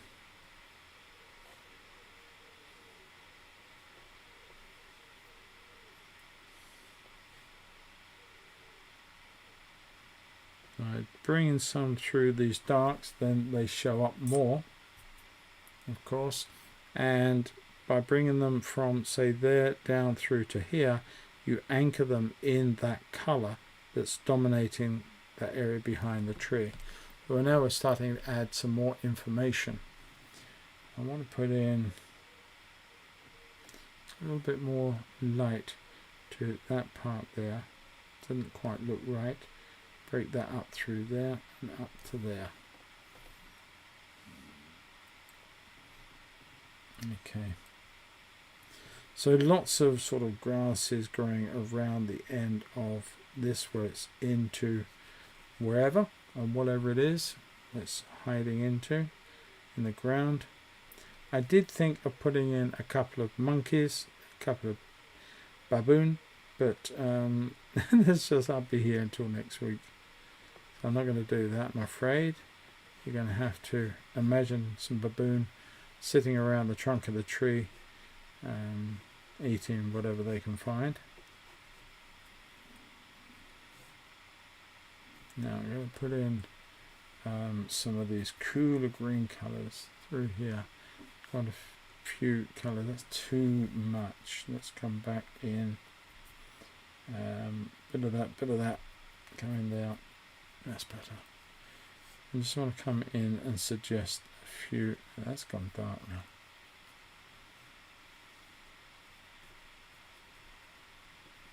Just a few suggested. I think it's because there's quite wet paint there from when I was going over it, and of course I've tried to come over it with dry paint, and that's never going to work.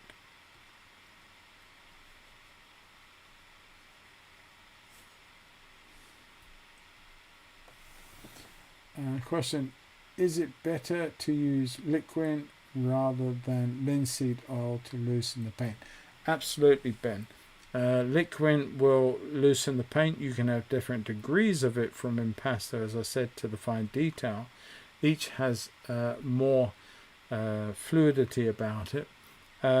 Oil will loosen your paint, but you will never paint on that surface for several weeks. Especially in our climate, you do need to have the ability for the paint to dry. So some people will add oil and distilled turpentine or Sansador oil to their mixes, and that will help the fluid movement of the paint off the brush, and then the liquid will help it dry just a little faster by doing that. Just adding a little bit more information in here. So much more I want to do to this, but it's not going to happen in this session. So forgive me for that. So I'll come in here and put in a little bit of warmth into parts of this, under this limb. It's got a lot of reflected light from the ground, and it's not just a dark mass. Very easy just to put in a very dark mass. So I'm going to come in, put a little bit of the magenta and a little bit of the red oranges into the other colors of the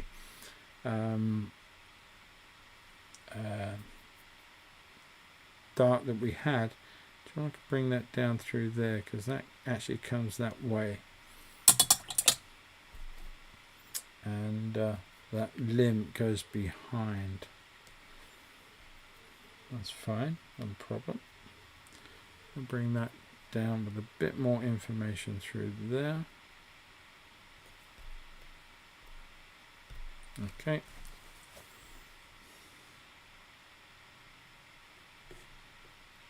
All right. I think we've done pretty much what I set out to do. What I would like to do is going to come across and scrape some cooler colour as a last stitch thing. Just bring a little bit of the warm colour. I know it's warm and yellowish, but I'm going to come in with a lot of that cremnitz and just drag some of that through, and I cooled it down as well, using some of that sky colour.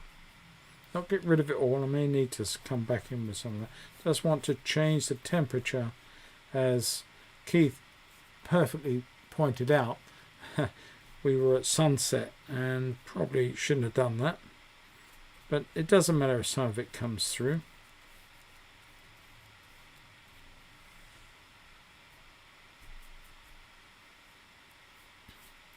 but we'll bring that back to maybe mid-afternoon.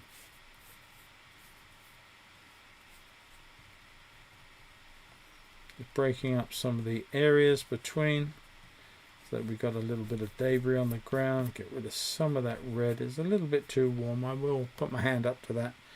It was a little bit too warm. And bring in the odd little tap of something that could be in here, breaking out the surface. I'm just using my dagger for that. Just breaking up what you see. And maybe a little redder. A little bit more Kremnitz white in there, cooler with the sky color. Just come back in and just pop in little bits of information that could be against the tree, like so, and even through here, little streaks of light coming through here into some of these shadow parts that we put in earlier. And then I'm just going to quite simply tap in, scratching around in this area here, so we can't quite see what is going on, but I am breaking up the surface. And again, we're looking at perhaps a little bit more impressionism. We're suggesting, we're not actual painting everything spot on, and dragging the brush up so it looks like I've got the odd little dark piece of grass in the foreground, just popping out and breaking up some of these shapes and marks that I created. Very, very quick final go at it, and just breaking up what you see. It just adds information to the foreground, and literally all I'm doing is that. That's all I'm doing. I'm not even touching the painting that I do over there. That's what I'm doing, just flicking the tip of the bristle through the paint, and I'm like knife through butter. I'm just dragging bits of dark into light, light into dark, and hopefully convincing you that there are some grasses going through the system. Now if I want to now add in some of the light colours, let's come in with a little bit of the yellow. It's probably way too strong. Let's kick that back a little bit with maybe some of our other yellow, other white I mean. And now I'm going to come back in and I'm going to just drag through the odd little light part into some of these grasses. Pick up some of that cool colour.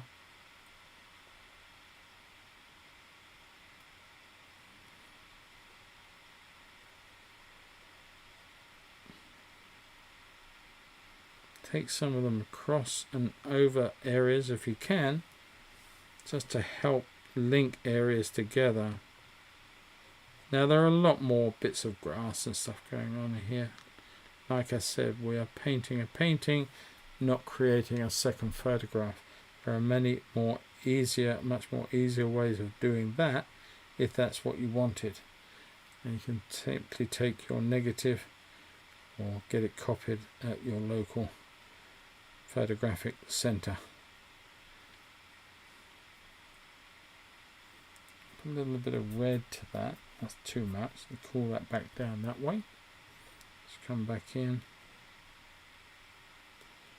and linking up as much as you possibly can. Now I would like to just do that so that I can bring some of my grasses right off the page. So I've just taken it off. I'm sorry if you can't quite see what's going on there. I don't know if that will let me go up there a bit. You can just see me dragging some of this off, because grass doesn't stop along here with this border at the bottom of your painting. Grasses in height will come up all over.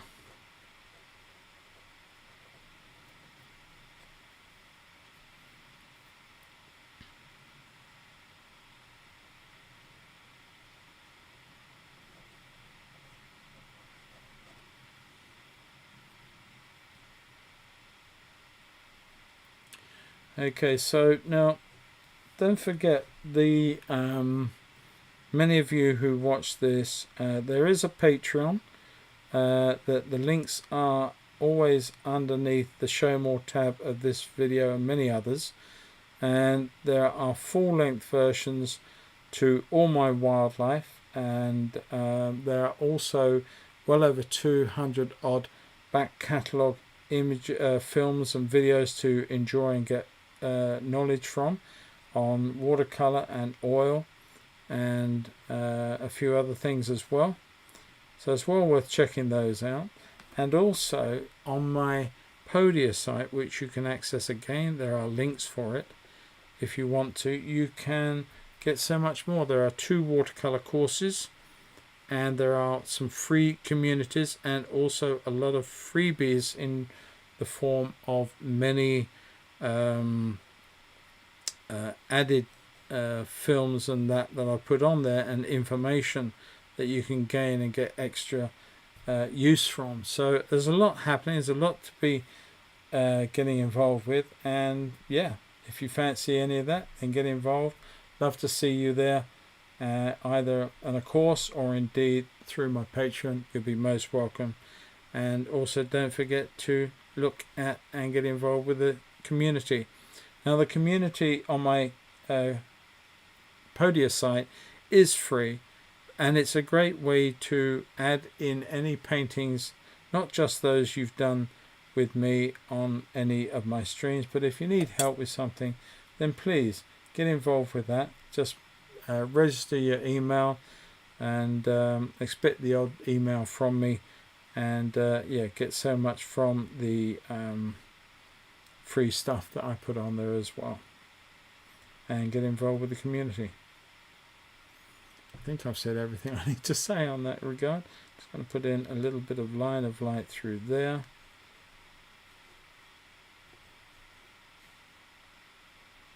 Now we'll look at this in the cold light of day, as I said earlier, and I may well add to it. I'm not too sure at the moment, but quite enjoying the way that this is finishing off.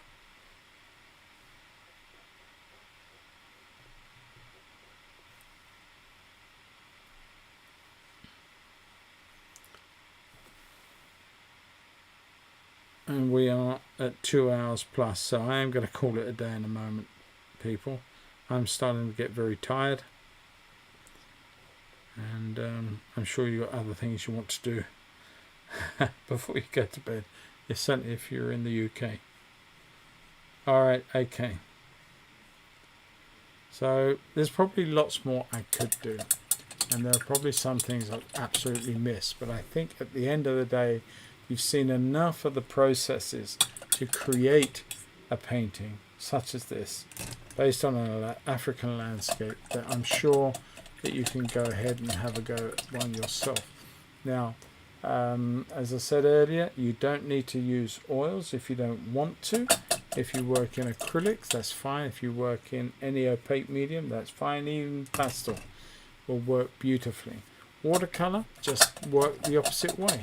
Go with your lights first and go back to your darks as you progress through the painting. But I hope you've enjoyed this one. I hope you've got something from it. And we'll have a go at the reference. The reference is over on my Podia, and it's also over on my Patreon. It's free to whoever. Yeah. I hope you've got something. As I say, I'm talking, going around and round in circles. I do apologise. I'm trying to think of what to say, wrapping up and keeping my brushes all nice and neatly and clean, ready for the next session. Well, I've had an enjoyable evening, and as I say, it took a lot longer to get to this stage than I thought it would, to be fair. I was expecting to be a lot quicker than that, but I'm not unhappy with it either. So yeah, have a go at it, see how you get on, and don't forget, use the community over on Podia, on my Podia site. Use my community. It's free to get involved with, and if you have a question relating to this or any other part of painting, whether it's from one of my demos or indeed something you're working on, get in touch, let me know. Use the community to talk to me and talk to other people. Post your paintings, all of those things. Now then, thank you very much, Paul. This has been helped for adding backgrounds to paintings, African wildlife. Yes. As I say, I had more time. I would have probably put a few baboon in the bottom there, under the tree. Just little shapes. Don't need much. I'm not even going to do one now because I'll mess the whole thing up. I know it will. But I'm going to leave it at that, and hopefully you will have a go. I keep seeing things. I'm seeing something else now. I just want to come in here. Just want to pop in a little bit of information here. Yes, I hope you have a go at it anyway, people. And the next stream will be in 2 weeks.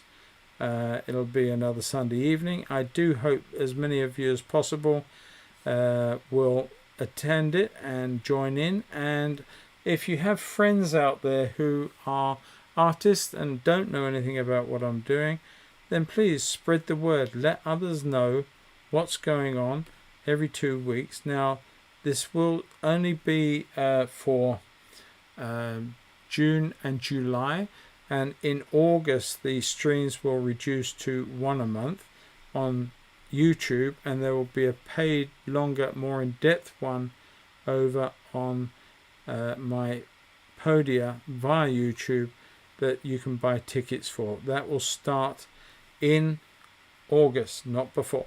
So hopefully, if you're enjoying these streams and you want to get a little bit more, then that's the way to do it further on down the road, as well as the freebie one, which will remain once a month, every month on YouTube anyway. Don't change. I'm not going to change that. Now I'm waffling.